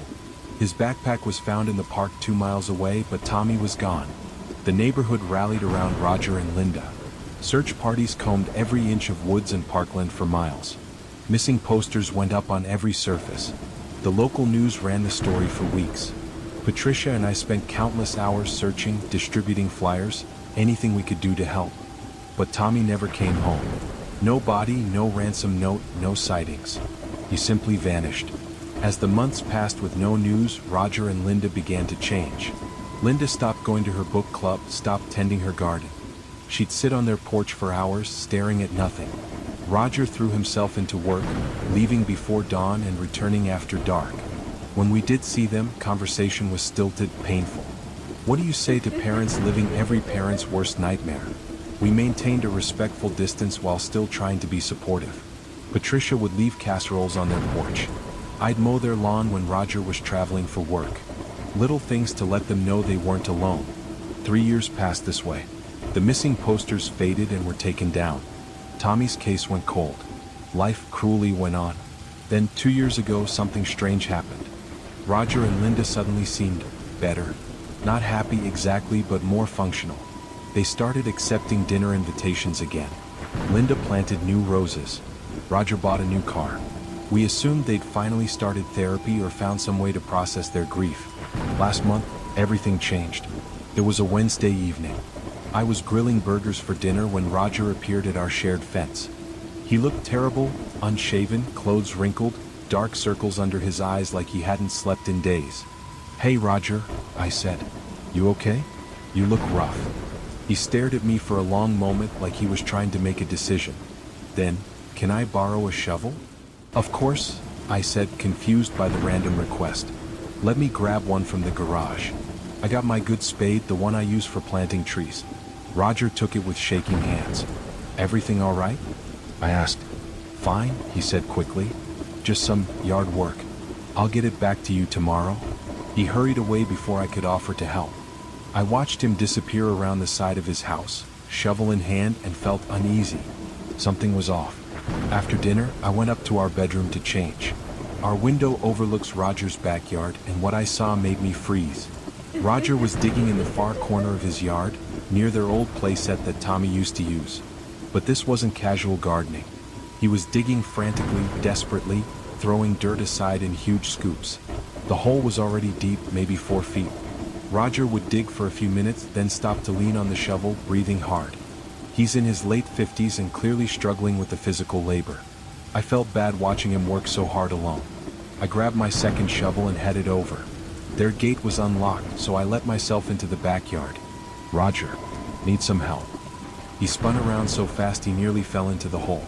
His face went white, then red. He dropped my shovel and rushed toward me. "No, get out. You can't be here." His reaction shocked me. "I'm just trying to help." "Get out," he screamed, pointing toward the gate. "This is my property, my business. Get out." I'd never seen Roger like this. He looked wild, desperate, dangerous even. I backed away, hands raised. Okay, I'm going." I left, but the image of his face, terrified and furious, stayed with me. Back in my bedroom, I couldn't help but watch him through the window. He returned to his digging with even more urgency, frequently looking around as if checking for observers. The hole grew deeper. By the time darkness fell, it had to be 6 feet deep. That's when Roger finally spotted me watching. Our eyes met across the distance, and I saw something in his expression that chilled me. Fear, yes, but also guilt. Deep, crushing guilt. I stepped away from the window, but I couldn't stop thinking about what I'd seen. Why was Roger digging such a deep hole? Why was he so desperate to keep me away? And why did he look so guilty? Around midnight, I woke to the sound of digging. Roger was back at it, working by moonlight. I crept downstairs and out to our back deck, staying in the shadows. Through the fence, I could see his silhouette bent over the hole, still digging. After about an hour, he stopped and went inside. This was my chance to see what he was doing. I know it was wrong, but I had to know. I slipped through the gate and approached the hole. The moon was bright enough to see into the depths. At the bottom, partially covered with loose dirt, was a corner of heavy black plastic. Industrial grade like contractors use. My heart started racing. Why would Roger bury plastic sheeting? I heard his back door open and barely made it back to my yard before he emerged. But he wasn't carrying a shovel this time. He was dragging something wrapped in a tarp. Something heavy. Something about the size of... I couldn't finish the thought. I watched in horror as Roger lowered the tarp-wrapped bundle into the hole, then began filling it in. He worked through the night, and by dawn, the hole was completely filled and covered with fresh sod. The next day I couldn't focus on anything. Should I call the police? What would I say? That my neighbor dug a hole in his own yard? That I was trespassing when I saw the plastic?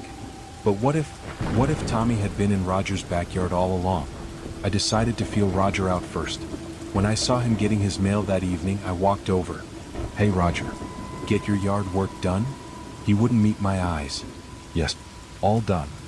"You never gave me my shovel back." "Well, I'll buy you a new one. That one got broken." "Broken? How do you break a shovel?" He finally looked at me, and the expression on his face made me step back. "Leave it alone, Tom. For your own good, leave it alone." He went inside, leaving me standing in his driveway. Over the next few days, Roger began acting even stranger.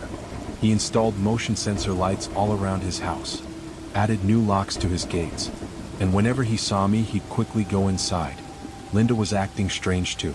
She came over one afternoon when Patricia was at work, something she hadn't done in years. "Tom," she said, her voice shaky, "have you noticed anything unusual lately?" "Unusual how?" "With Roger. He's been different, secretive. He won't tell me what's wrong." I chose my words carefully. "He borrowed a shovel from me last week. Seemed pretty worked up about some yard work." Her face went pale. "Yard work? Where?" "In your backyard. By the old swing set." She swayed on her feet and I had to steady her. "No," she whispered. He promised me." "Linda, what's going on?" She pulled away from me. "Nothing.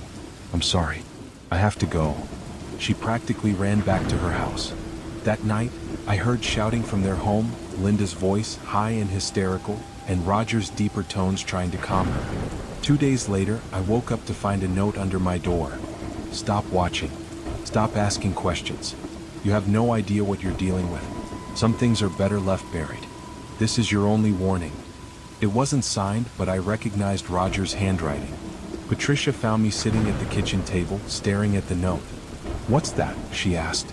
I told her everything. The digging, the hole, the wrapped bundle, Roger's bizarre behavior. She listened in growing horror. "We have to call the police," she said. "And tell them what?" "That our neighbor was digging in his own backyard." "Tom, what if Tommy's been there all along? What if Roger? What if he killed his own son?" The thought had been circling my mind for days, but hearing Patricia say it out loud made it real. We debated for hours. In the end, we decided to wait and watch. Maybe we were wrong. Maybe there was an innocent explanation. But things got worse. Roger started following me. I'd see his car behind mine on the way to work. He'd show up at the grocery store when I was shopping. Always watching, always making sure I saw him. Then came the night I woke up to find him in our backyard. It was 3 a.m. and motion from our security light woke me. Roger was out there with a shovel digging near our shed. When I turned on the porch light, he ran. I checked the hole the next morning. It was only about a foot deep, like he'd just started. But why was he digging in my yard? That was the last straw. I called the police and told them everything. They took my statement seriously, especially when I mentioned Tommy's disappearance. They said they'd investigate. The next day, Roger and Linda were gone. Their car was missing, house dark. A neighbor told me they'd seen them loading suitcases in the middle of the night. The police got a warrant to search their property. They brought cadaver dogs, ground-penetrating radar, a whole forensics team. Patricia and I watched from our window as they focused on the corner where Roger had been digging. They found the plastic sheeting I'd seen. Inside was a dog, a large German shepherd, wrapped carefully and buried with obvious care. The forensics team kept searching, but that's all they found. When Roger and Linda returned a week later, they had a lawyer with them. Roger was arrested for making threats, my note, and trespassing, the digging in my yard. But without any evidence of foul play regarding Tommy, those were the only charges. At the hearing, the truth came out. The dog was Tommy's, a 14-year-old German shepherd named Max who died the week before Roger borrowed my shovel. Roger had buried him in the backyard as a surprise for Linda, who'd been devastated by the loss. Max was Tommy's dog, the last living connection to their son, and Roger wanted to keep him close. The reason for all the secrecy? Roger had buried something else with Max, something he didn't want anyone, especially Linda, to know about. Tommy's suicide note. Roger broke down in court as he explained. 2 years ago, he'd been cleaning the attic and found the note hidden in an old box. Tommy had been planning to kill himself. The note explained everything. The bullying at school he'd never told anyone about, the depression he'd hidden so well, his plan to disappear so his parents wouldn't have to find his body. Roger couldn't bear to tell Linda, couldn't destroy her hope that Tommy might still be alive somewhere. So he hid the note, carried the secret alone for 2 years. When Max died, Roger decided to bury the note with him, to finally let go of the terrible truth. But I'd seen him. His guilt and paranoia spiraled out of control. He thought I'd discovered his secret, that I'd tell Linda, that I'd destroy the fiction that kept her going. So he threatened me, followed me, even started to dig in my yard to make me think he was dangerous, unstable, someone to stay away from. The charges were dropped. Roger and Linda moved away a month later, unable to face the neighborhood knowing everyone now knew the truth about Tommy. The last I heard, they divorced. The truth that was supposed to free them had destroyed them instead. I still think about that night, watching Roger dig in the moonlight. How certain I was that I'd discovered something sinister. How my suspicions and trespassing led to the unraveling of a family already broken by tragedy. Patricia says I did the right thing, that secrets like that always come out eventually. But I can't help wondering if Roger was right. Some things are better left buried. Some truths are too heavy for the human heart to bear. The new family in Roger and Linda's house seems nice. Young couple with twin toddlers. They've already asked to borrow my shovel for some gardening. I told them it was broken. I bought a new one, but I keep it locked in the garage now.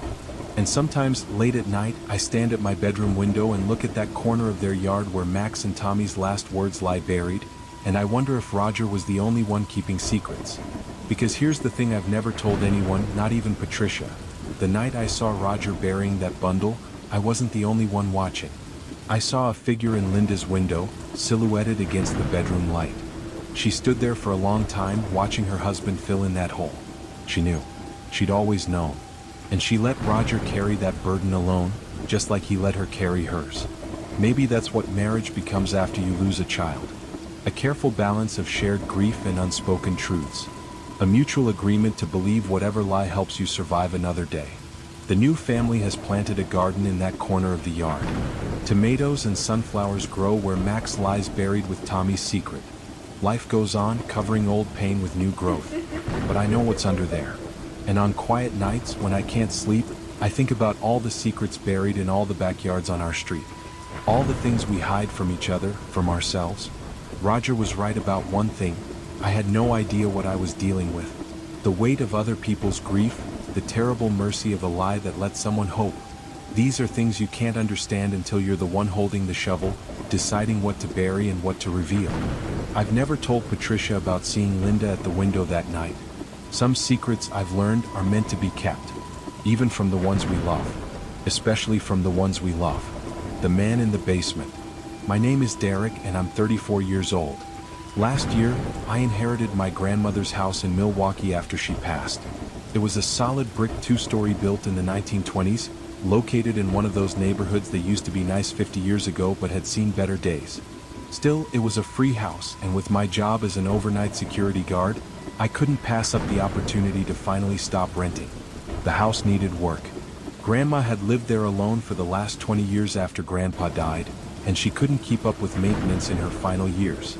Peeling paint, overgrown yard, furnace that sounded like it was dying, the works. But structurally it was sound, and I figured I could fix it up little by little. The neighbors were an interesting mix. On one side lived an elderly Polish couple who spoke maybe 10 words of English between them. They kept to themselves, tended their immaculate garden, and pretended I didn't exist. Fine by me. On the other side was a rental property that seemed to have new tenants every few months. When I moved in, it was occupied by what looked like a multi-generational family. I counted at least 8 people coming and going, from kids to grandparents. The matriarch of the family was a woman named Rosa. She was probably in her 50s, built like a linebacker, with dyed black hair and a voice that could strip paint. She introduced herself on my second day there, bringing over a plate of tamales and a 6-pack of Modelo. "Welcome to the neighborhood," she said, pushing past me into my kitchen without invitation. "Your grandma was a good lady. We watched out for her." "Thanks," I said, accepting the food. "I appreciate that." Rosa looked around my kitchen with critical eyes. You living here alone? Yeah, just me. You need anything, you ask. We take care of our neighbors here. She paused, then added, long as they take care of us too, you understand? I understood. This was a transaction, not charity. Of course. She smiled, but it didn't reach her eyes. Good. Enjoy the tamales. For the first few months, things were fine. Rosa's family was loud, music until late, kids screaming in the backyard, frequent parties that spilled into the street. But I worked nights anyway, so I was usually gone when they were most active. When I was home trying to sleep during the day, I used earplugs and a fan for white noise. The problem started when I began renovating the basement. Grandma had used it for storage, and it was packed with decades of accumulated junk. Old furniture, boxes of photos, Christmas decorations from the 1960s. I took a week off work to clear it out, planning to turn it into a workshop. On the third day of cleaning, I found something odd. Behind a stack of moldy cardboard boxes was a door I hadn't noticed before. It was painted the same color as the walls, with no handle, just a small keyhole. I tried to open it, but it was locked solid. I searched through Grandma's keys but found nothing that fit. The door wasn't on any of the house blueprints I'd found in her papers. Curious, I grabbed a crowbar and prepared to force it open when my phone rang. It was Rosa. What you doing down there? She asked without preamble. Cleaning out the basement. How did you know I was? I hear the noise. Listen, that door you found? Leave it alone. My blood ran cold. How do you know about the door? Your grandma and us had an understanding. That door stays closed. Always. What's behind it? Nothing that concerns you. Just leave it alone and we'll all get along fine. She hung up before I could ask more questions. I stood there staring at the door, crowbar in hand, weighing my options. This was my house now. I had every right to open any door I wanted. But Rosa's tone had been threatening, and I didn't need problems with my neighbors. I decided to leave it for now and do some research. City records showed the house was built in 1924, but there were no basement renovations on file. I asked the elderly Polish couple if they knew anything, but they either didn't understand or pretended not to. That night, I was woken by noises from the basement. Footsteps, slow and heavy, moving around down there. I grabbed my baseball bat and crept downstairs, flipping on lights as I went. The basement was empty, but I noticed something. The mysterious door was open about an inch. I pushed it open further and shined my flashlight inside. It was a narrow room, maybe 6 feet by 10 feet. The walls were bare concrete and the floor had a drain in the center. Against one wall was a cot with a thin mattress. Against another was a bucket. The smell of human waste was faint but unmistakable. Someone had been living in there. Recently. I backed out of the room, my mind racing. Was this some kind of safe house? A place where Rosa's family hid people? I thought about calling the police, but what would I say? That I found a hidden room in my own house? I locked the door from the inside and pocketed the key I found hanging on a nail. Then I installed my own padlock on the outside for good measure. Whatever arrangement Grandma had with Rosa, it was over now. The next morning, Rosa was at my door before I'd even had coffee. We need to talk, she said, pushing her way inside again. Yes, we do, I said. Someone was living in my basement, in a locked room. What the hell is going on? Rosa's face was hard. You don't understand the neighborhood. Sometimes people need help. A place to stay for a few days where no one will look. You mean illegal immigrants? She laughed, but it was bitter. You think too small. Sometimes people need to disappear for other reasons. Your grandma understood. She helped when needed. Well, I'm not my grandmother. That room is staying locked. Rosa studied me for a long moment. That's a mistake, but it's your choice. Just remember, you might need help someday too. And when that day comes, don't expect any from us. She left, slamming the door behind her. I thought that would be the end of it. I was wrong. Strange things started happening. My mail would go missing. Garbage would be dumped in my yard. Once I came home to find my back door standing wide open, though nothing was stolen. Rosa's family would stand in their yard and watch me whenever I was outside, not saying anything, just staring. Then came the night I'll never forget. I was working a double shift and didn't get home until almost 4 a.m. Exhausted, I stumbled through my front door and immediately knew something was wrong. The house felt different, occupied. I heard it then, breathing coming from the basement. Deep, raspy breathing like someone with respiratory problems. I called 911 and waited outside for the police, but when they searched the house, they found nothing. The basement door was still locked, my padlock untouched. But I knew someone had been there. I could smell them, unwashed body, cigarette smoke, something medicinal and sharp. The police thought I was paranoid from lack of sleep and left with barely concealed eye rolls. I installed security cameras the next day, covering every entrance and the basement stairs. For a week, nothing happened. Then, reviewing the footage from the night before, I saw something that made my skin crawl. At 3:17 a.m., a figure emerged from the locked room in the basement. Not through the door, that was still padlocked shut. They seemed to come through the wall itself, materializing like smoke. The figure was tall, thin, wearing what looked like a hospital gown. They stood at the bottom of the stairs for nearly an hour, just staring up at the camera before walking back through the solid wall. I watched the footage a dozen times. It wasn't a glitch or double exposure. Someone had walked through a solid concrete wall. That afternoon, I knocked on Rosa's door. Her son answered, a huge guy named Miguel who worked construction. I need to talk to your mom, I said. She's not here. Then maybe you can help me. Who's the man living in my basement? Miguel's expression didn't change.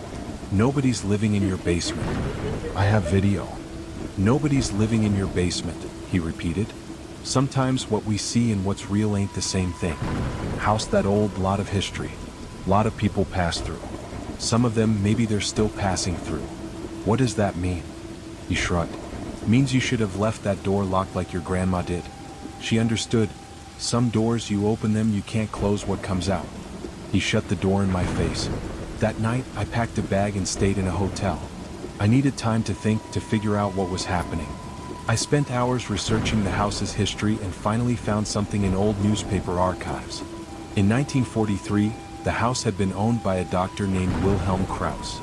He'd been arrested for performing illegal medical experiments on patients he kept in his basement. The article mentioned a hidden room where he confined his victims. 3 people had died before he was caught. Dr. Krauss died in prison in 1951, but the house's reputation was ruined. It went through a series of short-term owners until my grandparents bought it cheap in 1965. They must have found the room and, instead of sealing it permanently, made some kind of deal with the neighbors to use it. For what? Hiding people who needed to disappear, Rosa had said. But what if it was more than that? What if they were hiding people from whatever still lingered in that room? I went back to the house the next day, determined to face whatever was there. The basement was quiet, the padlock still secure. I unlocked it and opened the door wide. The room was different. The cot now had restraints attached. The walls were covered in scratch marks. And in the corner, barely visible, was a figure in a hospital gown. "You're not real," I said, my voice shaking. The figure turned. Its face was gaunt, eyes sunken, surgical scars covering its skull. It smiled, revealing teeth filed to points. "Real enough," it said in a voice like grinding metal. "You let me out. After all these years, someone finally let me out." I slammed the door and ran. Behind me, I heard laughter echoing up from the basement. I didn't stop running until I was in my car, speeding away from that cursed house. I never went back. I hired movers to get my things and put the house on the market, selling it for whatever I could get. Rosa called me once during the process. "You've made a mistake," she said. "That room wasn't a prison. It was a containment. Now he's free to roam the whole house. The next family." "Then tell them," I said. "Make whatever deal you want. I'm done. Some things once broken can't be fixed. Your grandmother knew this. She kept the balance for 20 years. You destroyed it in one night." I hung up on her. The house sold to a young couple with 2 kids. I wanted to warn them, but what would I say? That the basement was haunted by a Nazi doctor's victim? That the neighbors were part of some conspiracy to contain it? I kept quiet and took the money. But sometimes I think about that family, living in my grandmother's house. I think about the room in the basement and what might be walking through walls at night. I think about Rosa's words. Some doors, once opened, can't be closed. Last week I saw a news article. Family of 4 found dead in Milwaukee home. No signs of forced entry. The only unusual detail, they were all found in the basement in a hidden room that wasn't supposed to exist. I know I should feel guilty. Maybe I do. But mostly I feel relief that I got out when I did. Some houses have histories too dark to overcome. Some neighbors keep secrets for good reasons. and some doors should never, ever be opened. The night shift. Working the night shift at a gas station isn't glamorous, but it paid my bills while I finished my degree. I'd been at the same Chevron station for 2 years, working 11 p.m. to 7 a.m. 5 nights a week. You see a lot of weird stuff on the night shift, drunks, tweakers, people doing walks of shame, but you learn to handle it. What I couldn't handle was when my neighbor started showing up. I lived in a small apartment complex about 3 miles from the gas station. It was a shitty place with thin walls and questionable tenants, but it was cheap and close to both work and school. I kept to myself mostly, just nodding hello to people in the hallways and trying not to make eye contact with the drug dealers who hung out in the parking lot. The apartment directly across from mine was occupied by a guy I knew only as Manny. He was probably in his 40s, heavy-set with thinning hair and glasses so thick they magnified his eyes to an unsettling degree. He worked some kind of day job. I'd see him leaving around 7 a.m. in business casual clothes, but beyond that, I knew nothing about him. Manny gave me the creeps from day one. It wasn't anything specific, just a feeling. The way he'd linger in his doorway when I came home, pretending to check his mail but really watching me. The way he'd accidentally be in the laundry room whenever I was there. The way his blinds would twitch whenever I had someone over. I mentioned it to my girlfriend Katie once and she laughed it off. "He's probably just lonely," she said. "A lot of single guys in their 40s are. Don't be mean." So I tried to be friendly. Said hello when I saw him, held the door open, basic neighborly stuff. But every interaction felt wrong somehow. His smile was too wide, lasted too long. His questions were too personal. "Working late again? I didn't see your car last night. Your girlfriend hasn't been around lately." Then he started showing up at my work. The first time I thought it was a coincidence. It was around 2 a.m. on a Tuesday, the deadest part of my shift. I was restocking the cooler when the bell chimed, and there was Manny shuffling and wearing pajama pants and a stained t-shirt. "Oh hey neighbor," he said, acting surprised to see me. "Didn't know you worked here." Bullshit. I'd mentioned it in the laundry room just the week before when he cornered me to ask about my schedule. "Yeah, night shift," I said, trying to keep it brief. He wandered around the store for 20 minutes, picking things up and putting them down, before finally buying a pack of gum. The whole time I felt his eyes on me. When he finally left, I watched him drive away and tried to shake off the uncomfortable feeling. He came back the next night, and the next. Always between 2 and 3 a.m., always acting surprised to see me, always buying something small after lingering way too long. By the end of the week, he was there every night I worked. "You must have trouble sleeping," I said one night, trying to feel him out. He smiled that too wide smile. "Oh, you know how it is. Mine gets restless. I like driving around at night. Peaceful. Plus, I like knowing where things are in the neighborhood. Never know when you might need a gas station at night, right?" The way he said it made my skin crawl. I started to dread the 2 a.m. hour, knowing he'd walk through that door. My coworker James, who worked weekends, said Manny never came in on his shifts. Only mine. I tried changing up my routine. Some nights I'd take my break at 2, sitting in my car in the back lot. Manny would still come in, wait around for 10 or 15 minutes, then leave when I didn't appear. Once, I watched him from my car as he peered through the windows, clearly looking for me. Katie thought I was overreacting. So he's a regular customer. Lots of people have insomnia. At least he's not causing trouble. But she didn't see what I saw. The way he'd lean over the counter to watch me count the register. The personal questions that got more invasive each night. "You live alone in that apartment? Your girlfriend ever visit you at work? Must get scary here all by yourself." Then came the night that changed everything. It was a Thursday in October around 1:30 a.m. The store was empty except for me. I was mopping the floor when I noticed movement in the parking lot. A car had pulled in but parked away from the pumps, lights off. I recognized Manny's beat-up Honda Civic. He was early tonight, but instead of coming in, he just sat there. I could barely make out his silhouette in the driver's seat. Watching. Waiting. 30 minutes passed. Then an hour. He never moved, never turned the lights on, just sat there in the dark. I thought about calling the cops, but what would I say? That a customer was sitting in the parking lot? Finally, at 2:45, he started the car and drove away without ever coming inside. I was so rattled I could barely finish my shift. The next night, he was back to his routine, acting like nothing had happened. But something had changed. He was bolder now, more aggressive with his questions. You know, we should hang out sometime, he said, leaning across the counter. Neighbors should be friends. I could come by your place, or you could come to mine. I've got beer.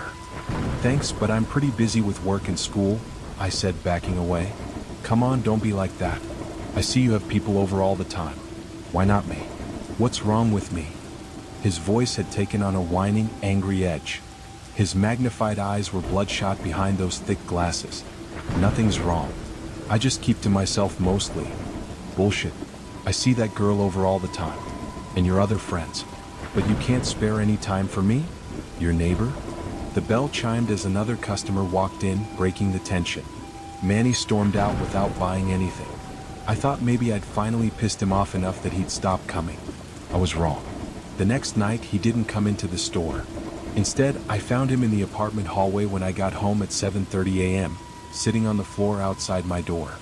We need to talk, he said, struggling to his feet. Manny, I just worked all night.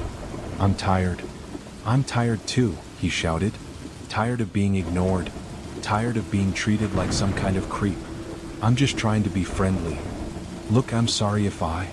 You're not sorry. You think you're better than me, just like everyone else.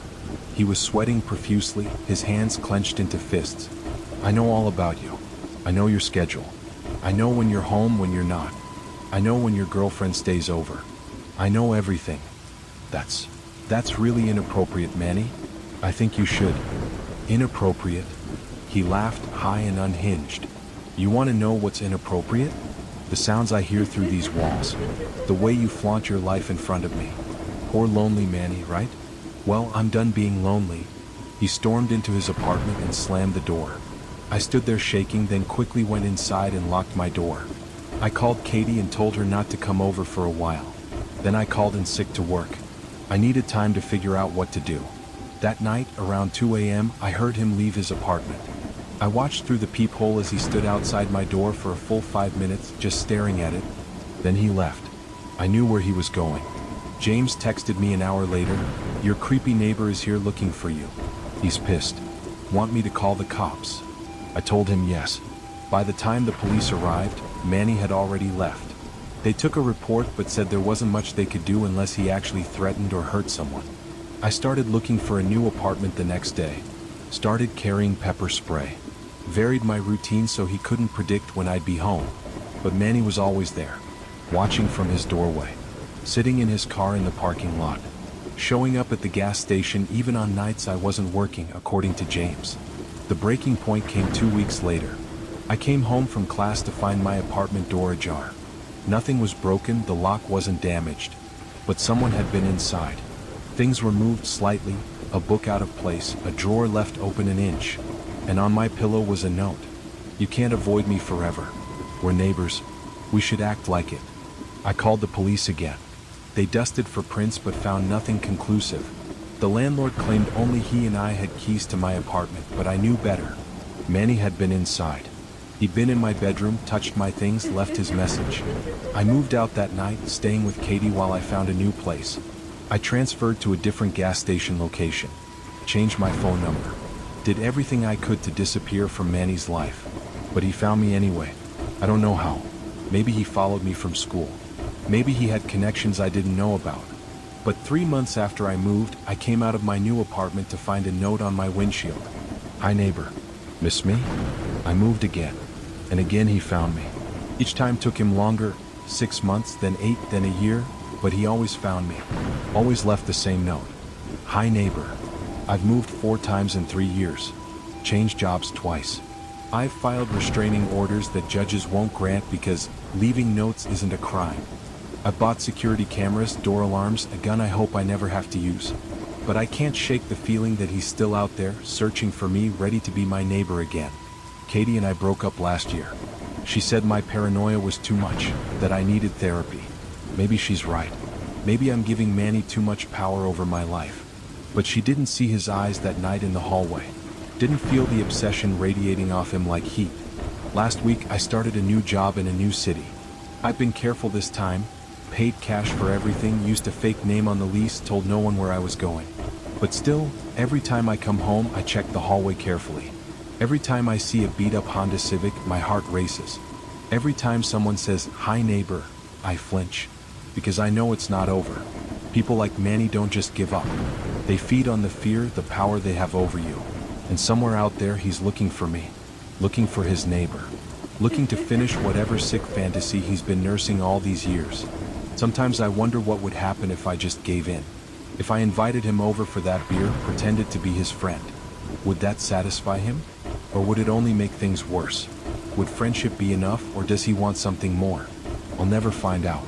Because I'll keep running, keep hiding, keep looking over my shoulder. It's exhausting, but it's better than the alternative. Better than finding out what Manny really wants from his neighbor. The house that watches. The first time I saw the Blackwood house, I knew something was wrong with it. Not in an obvious way. It wasn't run down or creepy looking like houses in horror movies. It was actually beautiful. A Victorian-era mansion painted deep blue with white trim, wraparound porch, tower room on the 3rd floor. The kind of house that should have been turned into a bed and breakfast or featured in architecture magazines. Instead it sat empty. Had been empty for the 3 years since I'd moved to the neighborhood, according to the other residents. And in all that time, I'd never seen a for sale sign, never seen a realtor showing it to potential buyers. It just sat there, perfectly maintained but lifeless like a museum exhibit. My house was directly across the street. A modest 2-story colonial that I'd bought after my divorce, needing a fresh start in a new place. The neighborhood was quiet, tree-lined, the kind where people walked their dogs in the evening and kids still rode bikes on the sidewalks. Perfect except for that empty house that seemed to watch everything from behind its dark windows. I asked my neighbor Ted about it once. He'd lived on the street for 20 years, knew everyone and everything. The Blackwood place? He got a strange look on his face. Yeah, that's been empty since the family moved out. The son still owns it, pays for maintenance, but won't sell and won't live there. Why not? House like that must be worth a fortune. Ted glanced at the house, then back at me. Some places got too much history. That's all I'll say about it. He changed the subject after that, and I didn't push. But I was curious. Late at night, I'd sometimes see lights in the windows. Not electric lights, but softer, like candles moving from room to room. I assumed it was the maintenance crew, though it seemed odd they'd work so late. Things got strange when the new neighbors moved in. Not into the Blackwood house, that remained empty. But the house next to it, a small ranch that had been for sale for months, was suddenly occupied by a family I never actually saw move in. One day it was empty, the next there was a car in the driveway and lights on inside. The Henley family, husband, wife, 3 kids ranging from maybe 6 to 12. They kept to themselves, which wasn't unusual, but there was something off about them. They only came out at night. The kids didn't go to school, I never saw a school bus stop for them. And they were always watching the Blackwood house. I'd see them sometimes when I couldn't sleep, standing in their backyard at 2 or 3 in the morning, all 5 of them lined up like soldiers, staring at the empty mansion. Just standing there, perfectly still, for hours at a time. I mentioned it to my girlfriend Lisa, who stayed over on weekends. "That's creepy as hell," she said, peering through the blinds at the Henley house. "Maybe they're part of some cult or something." Maybe. But what does it have to do with an empty house? We were about to find out. It was a Friday night in September. Lisa and I were watching a movie when we heard shouting from outside. We rushed to the window to see Mr. Henley in his front yard, yelling at someone. "You can't keep us out forever. We have a right. We've waited long enough." He was shouting at the Blackwood house. At the empty, dark house with no one inside. "Jesus," Lisa whispered. "He's lost it." But then we saw movement in one of the Blackwood house's upper windows. A curtain twitched aside and a face appeared, pale, gaunt, with dark eyes that seemed to absorb light rather than reflect it. It stared down at Mr. Henley for a moment, then the curtain fell back into place. "Did you see that?" I gasped. "Someone's in there," Lisa said. "Someone's been in there this whole time." Mr. Henley continued shouting for another few minutes before his wife came out and dragged him inside. But now I was hooked. Someone was living in the Blackwood house, and the Henleys knew about it. I started watching more carefully. During the day, the house appeared empty as always. But at night, things changed. Those candlelight glows I'd noticed became more frequent. Sometimes I'd see shadows moving past windows. Once, very late, I saw what looked like multiple figures gathering in the tower room, their silhouettes visible against some internal light source. The Henleys' behavior grew more erratic. They started leaving things on the Blackwood house's porch, packages wrapped in brown paper, mason jars filled with dark liquid, bundles of what looked like herbs or dried flowers. The items would be gone by morning, though I never saw anyone collect them. Then the other neighbors started acting strange too. The Johnsons, a retired couple 3 houses down, began taking midnight walks that always ended with them standing in front of the Blackwood house for exactly 13 minutes. Mrs. Chun from the corner house started leaving her porch light on all night, and I noticed she'd hung mirrors facing the Blackwood property. It was like the entire street was slowly organizing around that empty house. Everyone except me pulled into some strange ritual I didn't understand. I decided to investigate.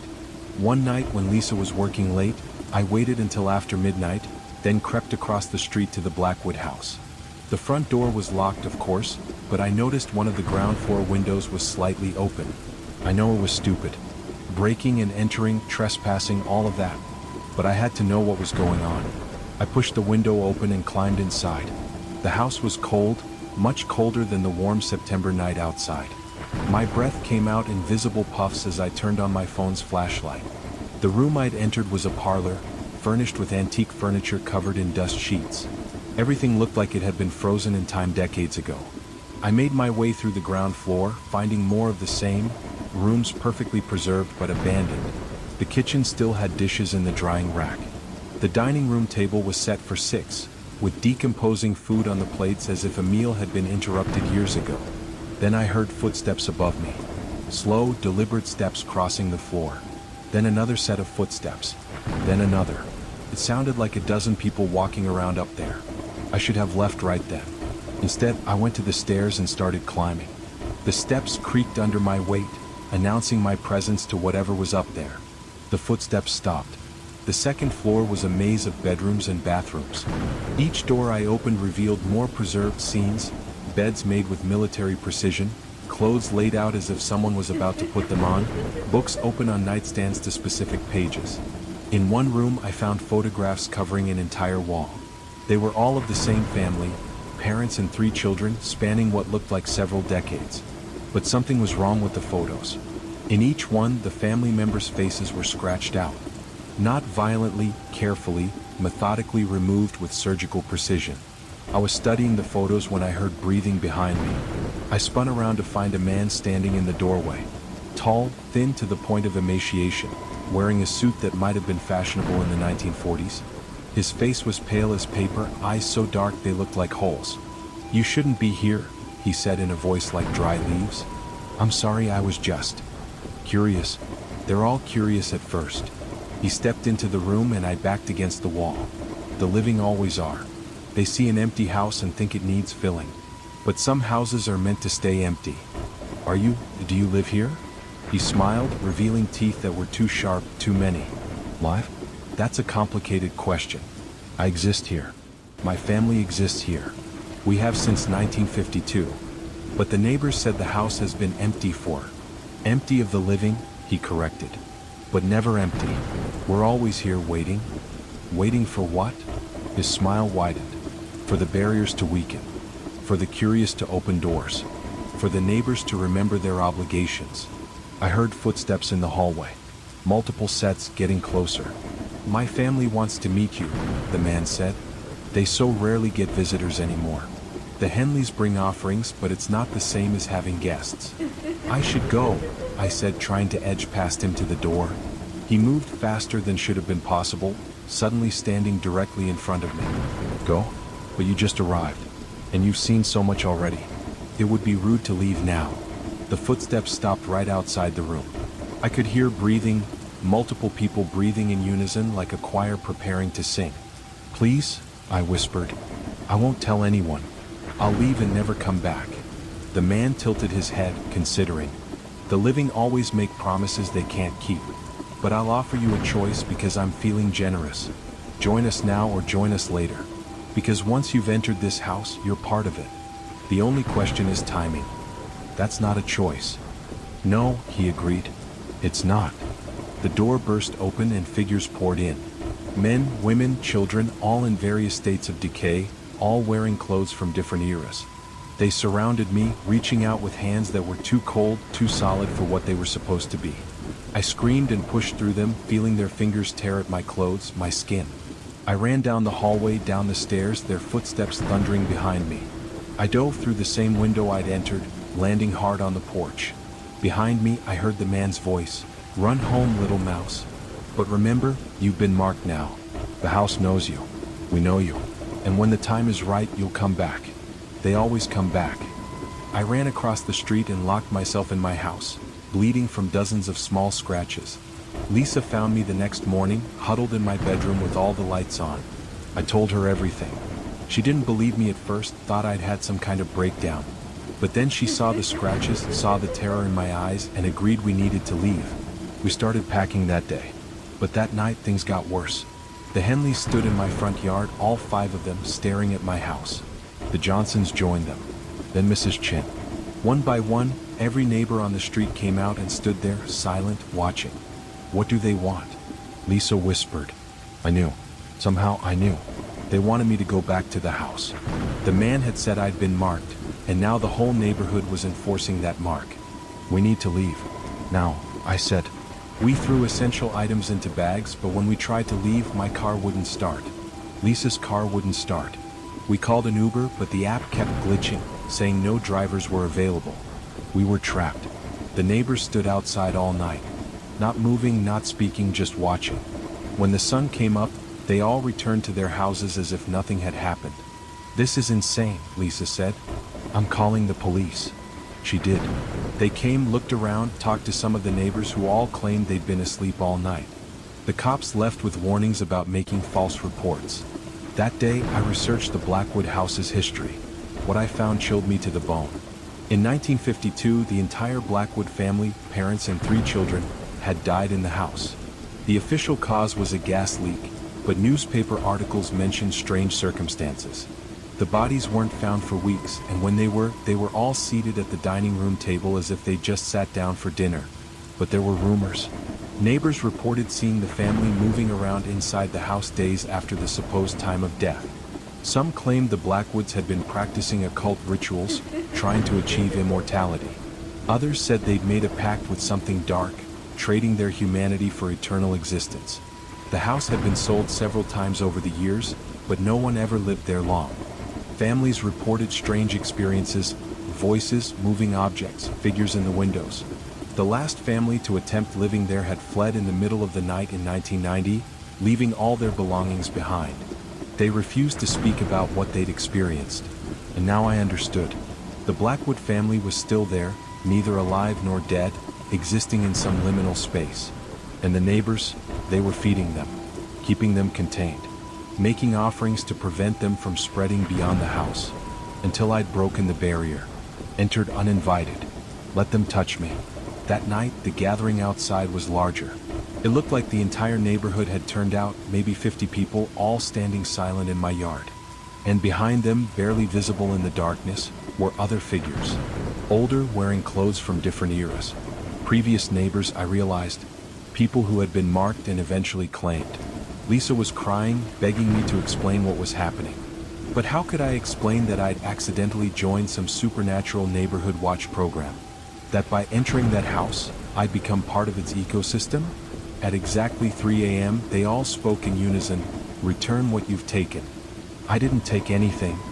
I shouted from the window. "Return what you've taken," they repeated. But I had taken something, I realized. Not a physical object, but something else. Attention. Acknowledgement.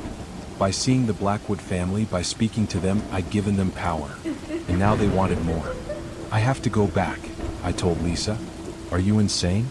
"No way. If I don't, this will never end. They'll keep coming. The whole neighborhood is in on it. We can't fight them all." Then we run. We leave everything and run. "You can run," I said. "But I don't think I can. Not anymore." I showed her my arms. The scratches from the night before had changed. They weren't healing. Instead, they were spreading, forming patterns under my skin like a map. Or like roots growing deeper. Lisa packed her things and left that morning. I don't blame her. She kissed me goodbye and promised to get help, but we both knew there was no help for this. I spent the day preparing. I didn't know what would happen when I returned to the house, but I wanted to leave some record. I wrote letters, made videos, uploaded everything to the cloud. Evidence that I'd existed in case I stopped. When night fell, the neighbors gathered again. This time, when I opened my front door, they parted to create a path to the Blackwood house. I walked between them, feeling their eyes on me, some sympathetic, others relieved it was me and not them. The front door of the Blackwood house was open. Warm light spilled out, and I could hear music, old-fashioned jazz from another era. I entered to find the house transformed. No more dust sheets or decay. Everything was pristine, as if the house had rewound to its prime. The Blackwood family was waiting in the parlor. All 5 of them looking more solid than before, more real. The father stood as I entered. "Welcome back," he said. "We've been preparing for you. What do you want from me?"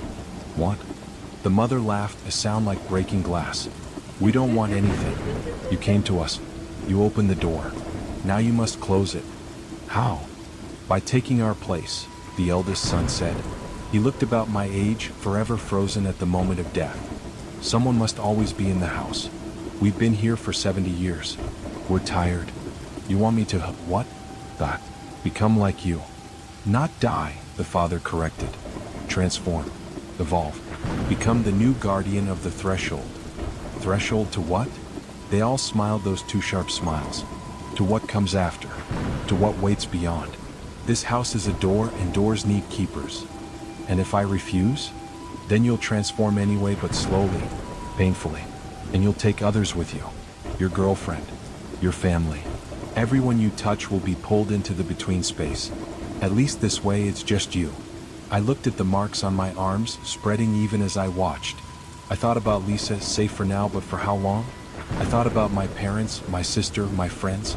How far would this spread if I resisted? What happens to you if I agree? "We rest," the mother said, and for the first time, her expression showed something other than hunger. "We finally rest." I made my choice. The transformation wasn't painful exactly. It was like dissolving, every atom of my being separated and reformed into something new. I felt my connection to linear time snap, felt past and present and future blend into an eternal now. I understood why the house needed a guardian. It wasn't just a house but a wound in reality, a place where the boundaries were thin. Without someone to maintain those boundaries, to keep the door closed, things would leak through. Terrible things. The Blackwoods faded as I solidified. Their relief was palpable as they finally let go, moving on to whatever waited beyond the threshold. I was alone in the house that was now my body, my prison, my purpose. The neighbors dispersed once they felt the change. The Henleys stopped bringing offerings. The Johnsons resumed their normal retirement routine. The street returned to its peaceful facade, hiding the truth that one house held back the darkness. I've been here for a year now, or a day, or a century. Time doesn't work the same in the between space. I maintain the house, keep it looking empty to casual observers, ensure the threshold stays closed. Sometimes curious people try to enter, drawn by the same pull I once felt. I turn them away when I can. When I can't, well, the neighbors know what to do. Lisa never came back. I'm glad. I can see her sometimes, through the windows that show more than just the street outside. She's moved on, found someone new, someone who won't accidentally stumble into cosmic horror. She's happy. That's all I wanted. My replacement will come eventually. Someone will be curious enough, brave enough, foolish enough to enter despite all warnings. And when they do, I'll make them the same offer the Blackwoods made me. A choice that isn't really a choice. A transformation that's both salvation and damnation. Until then, I watch. I wait. I keep the door closed. And late at night, when the neighbors are asleep and the street is quiet, I sometimes hear something scratching at the threshold from the other side. Something vast and patient and hungry.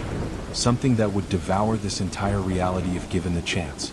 But it won't get that chance. Not on my watch. I'm the guardian now, the keeper of the Blackwood house. Empty of the living but never truly empty. And that's how it must stay. If you ever find yourself on my street, walking past a beautiful Victorian mansion that seems to watch you with dark windows, keep walking. Don't be curious. Don't wonder who lives there. And whatever you do, don't try to enter. Some doors are meant to stay closed. And some neighbors are meant to stay strangers. Trust me. I learned that the hard way.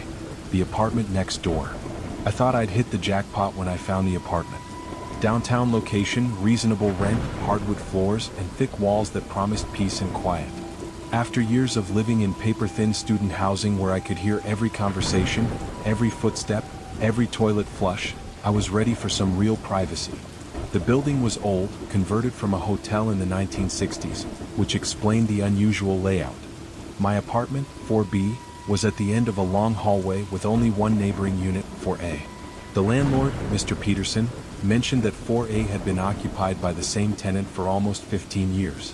"Mrs. Marsh is our longest resident," he said while showing me around. "Quiet as a mouse. You'll probably never even know she's there." He was right about the quiet part. In my first month living there, I never heard a sound from 4A.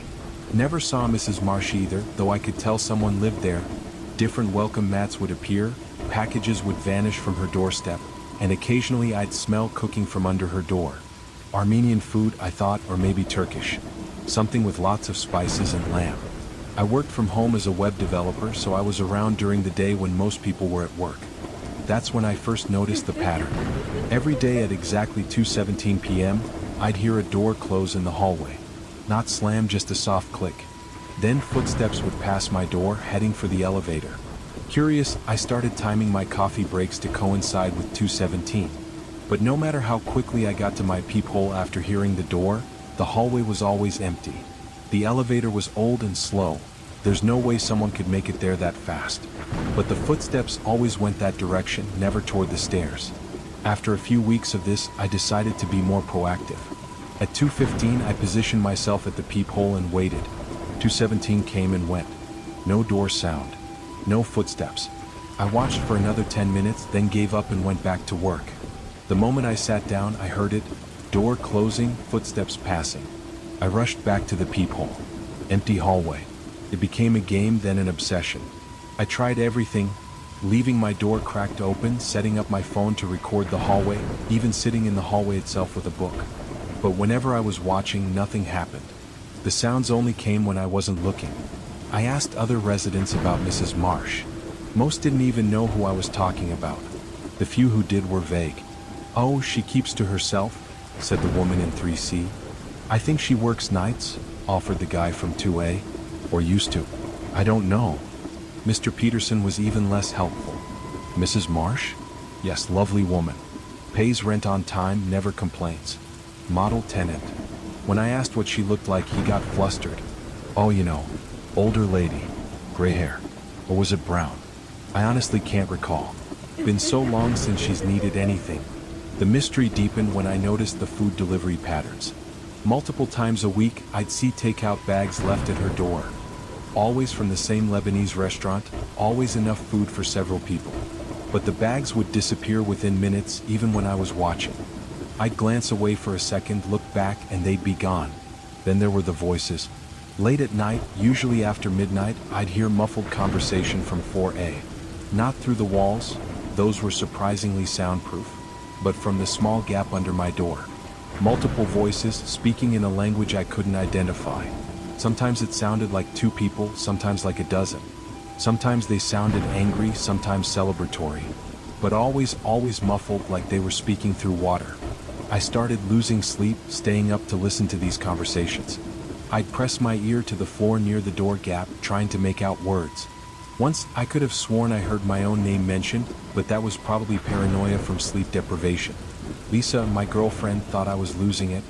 "So your neighbor is weird and private," she said during one of her weekend visits. "So what? Leave her alone." "But don't you think it's strange? The footsteps when no one's there? The voices? The fact that no one's actually seen her. Maybe she's agoraphobic. Maybe she's sick. Maybe she just doesn't want to deal with nosy neighbors." She had a point, but I couldn't let it go. The mystery was eating at me. I started working on a theory.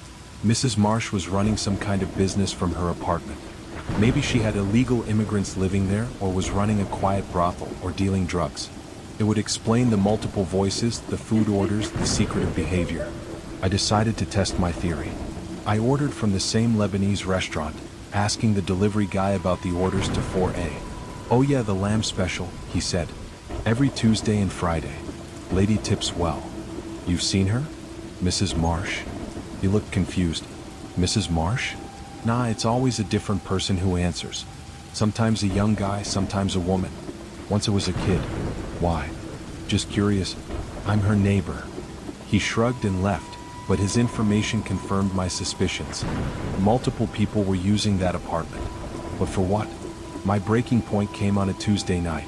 I'd been working late, headphones on, when I felt more than heard a vibration through the floor.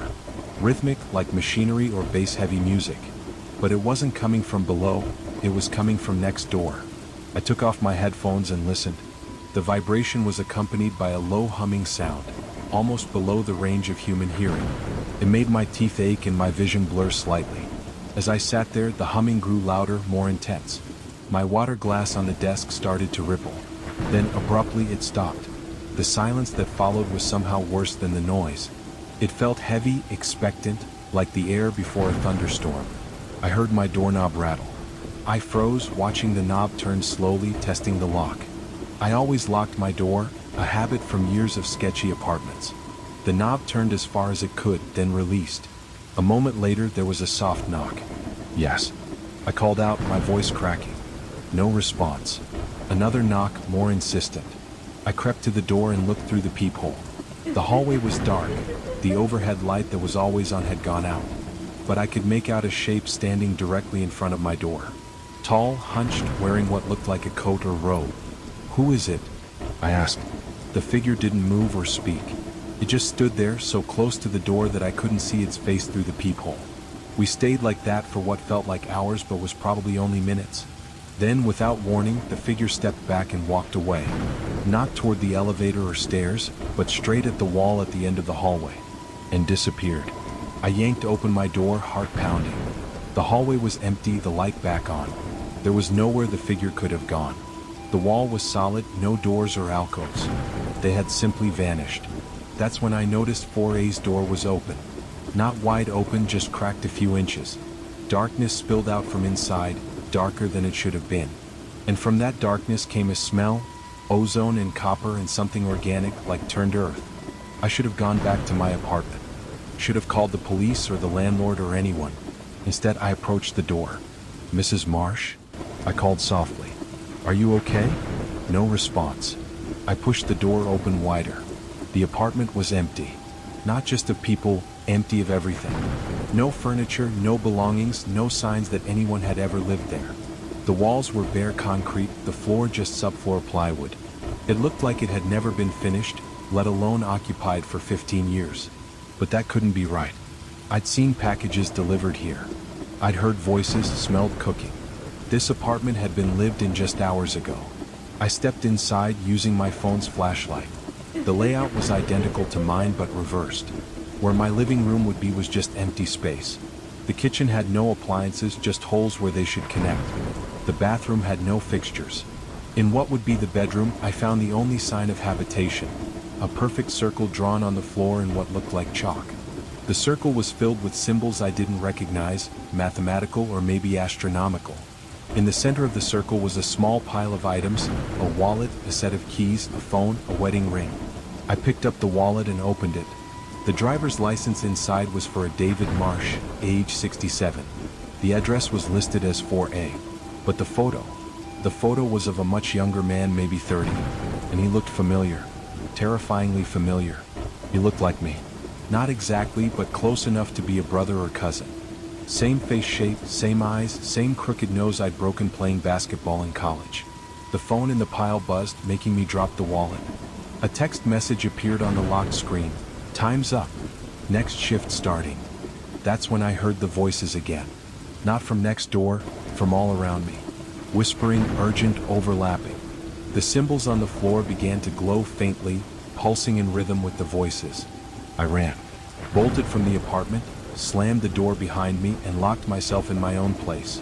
I called the police, hysterical, reporting a break-in next door. They arrived within minutes. I watched through my peephole as they knocked on 4A's door, announced themselves, then entered. They were inside for less than a minute before emerging, looking confused. Sir? One officer knocked on my door. We checked the apartment. It's fully furnished and occupied. An elderly woman answered the door. She says she's been asleep all evening. That's impossible, I said. I was just in there. It was empty. There was a circle on the floor and... Sir, have you been drinking tonight? Taking any medications? They didn't believe me. Why would they? When they left, I heard them muttering about false reports and wasting police time.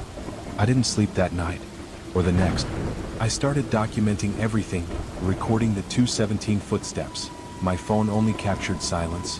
Photographing the hallway when packages appeared, they vanished between photos, keeping a log of the voices and vibrations. Lisa left after I accused her of being one of them when she suggested I see a therapist. My work suffered as I spent more time investigating 4A than coding. I installed cameras, motion sensors, even an electromagnetic field detector I bought online. None of them showed anything unusual, but I knew. I knew something was wrong with that apartment, with Mrs. Marsh, with the whole situation. The footsteps continued. The voices grew louder. And sometimes, late at night, I'd find myself standing at my door, hand on the knob, desperately wanting to go back into 4A. To look at that circle again. To understand what it meant. The end came on a Tuesday, exactly 2 months after I'd entered the apartment. I woke up at 2:17 a.m. to find my door wide open. I never left it unlocked, certainly never open. But there it was, offering a clear view of the hallway. 4A's door was open too. And standing in the doorway was a figure I recognized. It was me. An older version, maybe 15 years aged, wearing clothes I didn't own. He smiled sadly and beckoned. "Come on," he said in my voice. "Shift change. You've seen too much to stay on this side." "What are you talking about?" I whispered. "The apartment," he said. "It's not just an apartment. It's a junction. A place where timelines meet, where possibilities converge. We take turns maintaining it, keeping it stable. Different versions of us from different paths. I did my time. Now it's yours. You're insane." "Am I?" "Check your wallet." I did. My driver's license now showed the same impossible photo me at 30, but the birth date made me 67. My phone had messages from people I didn't know, referencing a life I hadn't lived. "It won't last if you stay here," the other me said. "Reality will reassert itself. But in 4A, in the circle, you can hold it. Keep the junction stable. Keep the timelines from collapsing. It's not a bad life. You'll see yourself sometimes, different versions passing through. Some younger, some older. All trying to figure out the mystery of the apartment next door. And if I refuse?" He shrugged. "Then another version will take your place. But you'll see, this timeline will close. Everything you are, everything you've done will be edited out. Replaced by a version who made different choices." I looked at my apartment, at my life. It wasn't much, but it was mine. Or was it? How many versions of me had stood here, faced this choice? How many had refused and been erased? How long? I asked. 15 years, give or take. Then you train your replacement and move on. Move on to where? Wherever you were supposed to be if you hadn't found this place. The timeline continues, just elsewhere. I made my choice. What choice did I have? I followed my older self into 4A. The furnished, normal-looking 4A that the police had seen. As I crossed the threshold, I felt reality shift around me. My apartment across the hall was suddenly occupied by someone else. The hallway was different, cleaner, newer. My phone showed a different life, different contacts, different everything. "The circle is in the bedroom," the other me said. "Step inside when you're ready.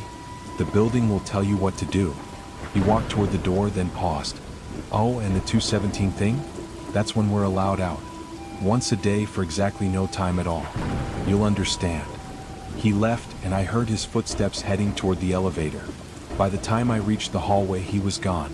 Just like I'd observed so many times. I've been here for 3 years now. Or 15. Or forever. Time works differently at junctions.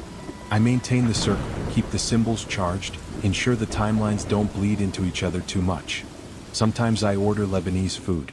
Sometimes I'm the old woman the police met. Sometimes I'm someone else entirely. At 2:17 each day I step outside time. I walk the hallway that exists between moments, check on the other versions of reality, make sure everything is stable. The other tenants can't see me, but sometimes they sense me. Sometimes they get curious about the mysterious Mrs. Marsh in 4A. When they do, I watch them, guide them, wait to see if they're the next guardian.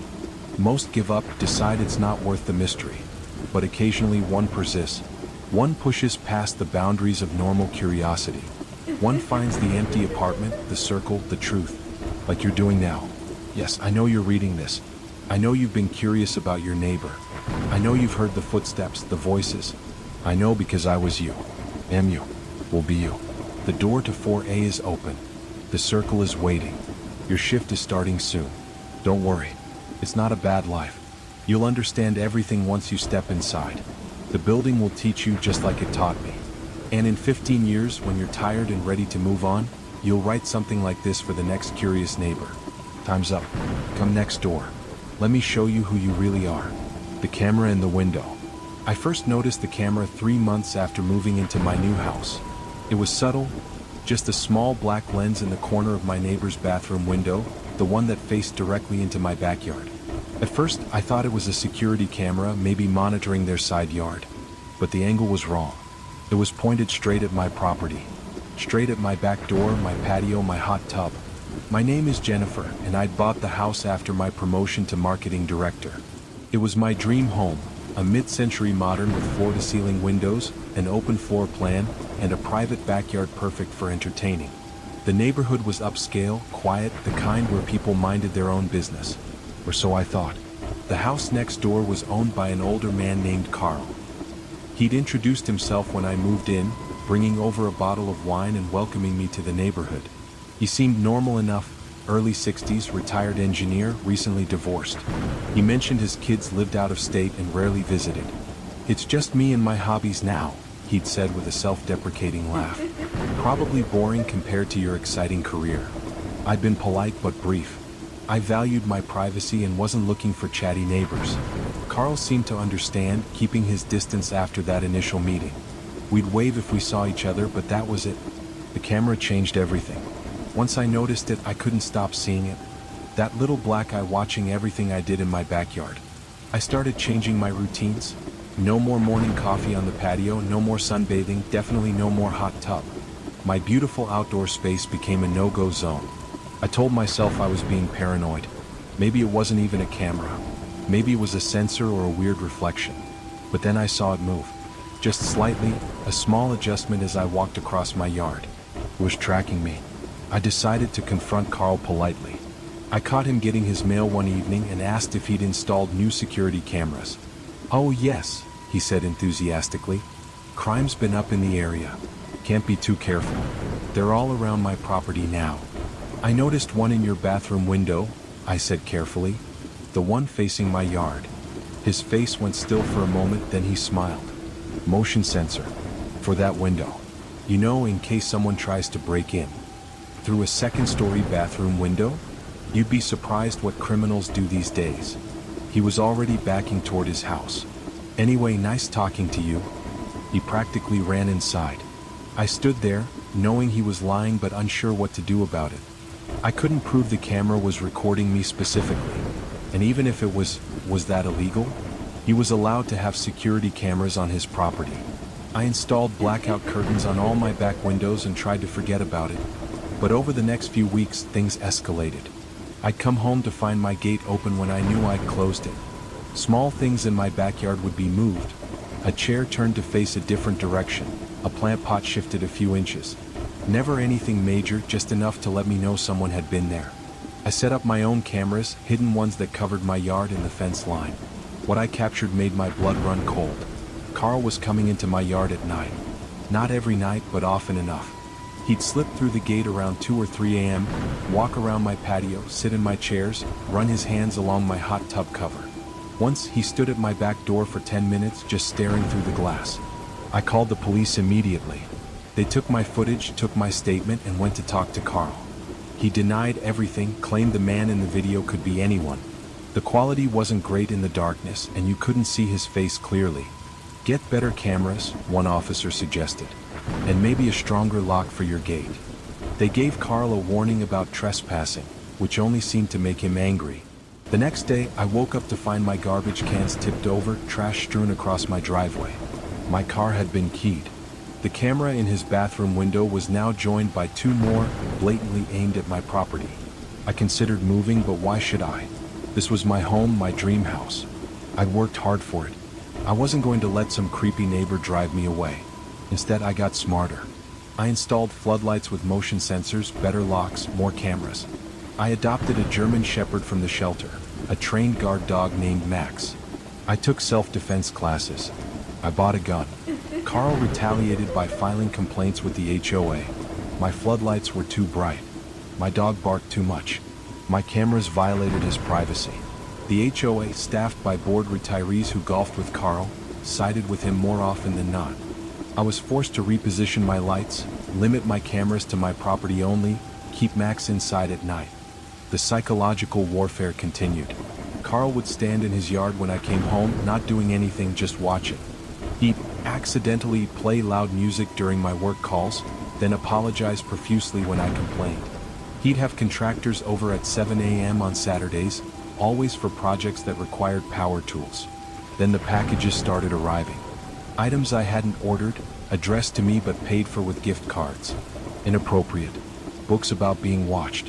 Each time, Carl would happen to be outside when they were delivered, a smirk on his face as I carried them inside. "Getting some interesting deliveries," he commented once. "I didn't order these," I said coldly. "Sure," he said, winking. "Your secret's safe with me." I was documenting everything, building a harassment case. But Carl was careful, never doing anything that couldn't be explained away. The cameras were for security. The noise was legitimate home improvement. The packages must be from a secret admirer or a prank. My breaking point came on a Friday night. I'd had friends over for dinner, the first time I'd entertained since the harassment began. We were having wine on the patio, laughing, when one of my friends noticed something. "Jen, why is there a camera in that window?" I explained the situation, trying to downplay it. But my friends were horrified. One of them, Melissa, walked right up to the fence. "Hey, pervert," she shouted at Carl's house. "We know you're watching. This is sick." Carl's curtain twitched, but he didn't respond. My friends rallied around me, insisting I take more action, threatening to confront Carl themselves. I calmed them down, not wanting to escalate, but I appreciated their support. After they left, I felt empowered. I wasn't alone in this. People knew what Carl was doing. I had witnesses. I decided to go on the offensive. I hired a private investigator. What he found explained everything and nothing. Carl's divorce hadn't been mutual. His wife had left him after discovering hidden cameras throughout their house. He'd been recording her for years without her knowledge. She'd gotten a restraining order, taken half his assets, and moved across the country. Classic case of transference, the PI explained. Lost control over his wife, so he's trying to control you. You probably remind him of her, successful, independent, living alone. So he's done this before, and got away with it for years. Guy knows how to toe the line legally. Armed with this information, I filed for a restraining order. The court date was set for 3 weeks out. Carl was served with papers, and suddenly, everything stopped. No more late-night visits, no more packages, even the cameras disappeared from his windows. I thought I'd won. I thought the legal threat had scared him off. I was wrong. The night before the court date, I woke up to Max growling. He was standing at my bedroom door, hackles raised, teeth bared. I grabbed my phone and my gun, listening intently. There was someone in my house. I could hear them moving around downstairs, not even trying to be quiet. Drawers opening, things being moved. I called 911, whispering my address, then locked my bedroom door and pushed my dresser in front of it. "I have a gun," I shouted. "The police are on their way." The movement downstairs stopped. Then I heard footsteps on the stairs, slow and deliberate. They paused outside my door. "Jennifer." Carl's voice, calm and conversational. "We need to talk. Get out of my house. I'll shoot." "No, you won't. You're not a killer. You're a marketing director. You make presentations, not life and death decisions. The police will be here any minute. Probably. But I have something to show you first. Something you need to see." He slid something under my door. Photographs. Dozens of them, all of me. Me sleeping in my bed. Me showering. Me changing clothes. Pictures taken from inside my house, from angles that didn't make sense. "How?" I whispered. "Your dream house came with some upgrades," Carl said through the door. "The previous owner was a friend of mine. We shared interests. There are cameras you'll never find built into the structure itself. I've been watching you since the day you moved in." My skin crawled. Every private moment, every intimate activity, all recorded. "I have hundreds of hours of footage," he continued. all backed up to the cloud, all ready to be released if something happens to me. Imagine your coworkers seeing it, your family, your clients. I stood there frozen, heart pounding so loud I could barely hear him anymore. Max snarled, his body tense, pressing against my leg like he was trying to protect me. My fingers tightened around the gun. "Why are you doing this?" I managed to choke out. Carl sighed as if I was the irrational one. "Because I care. Because I've seen the real you. Not the polished version you show the world. The vulnerable you. The lonely you. I know you, Jennifer. Better than anyone else." I nearly vomited. This wasn't about control anymore. It was obsession. Twisted love wrapped in threats. Sirens in the distance. "I know you think this is the end," he said almost regretfully. "But it's not. This house, those cameras, our history, they're all tied together. You can't undo it. Even if I disappear, someone else will pick up where I left off. This isn't personal. It's just what we are." He turned and descended the stairs without another word. I waited, breath held, until I heard the front door creak open, then slam shut. Seconds later, red and blue lights flooded through the windows. The police swarmed the house. Carl was gone.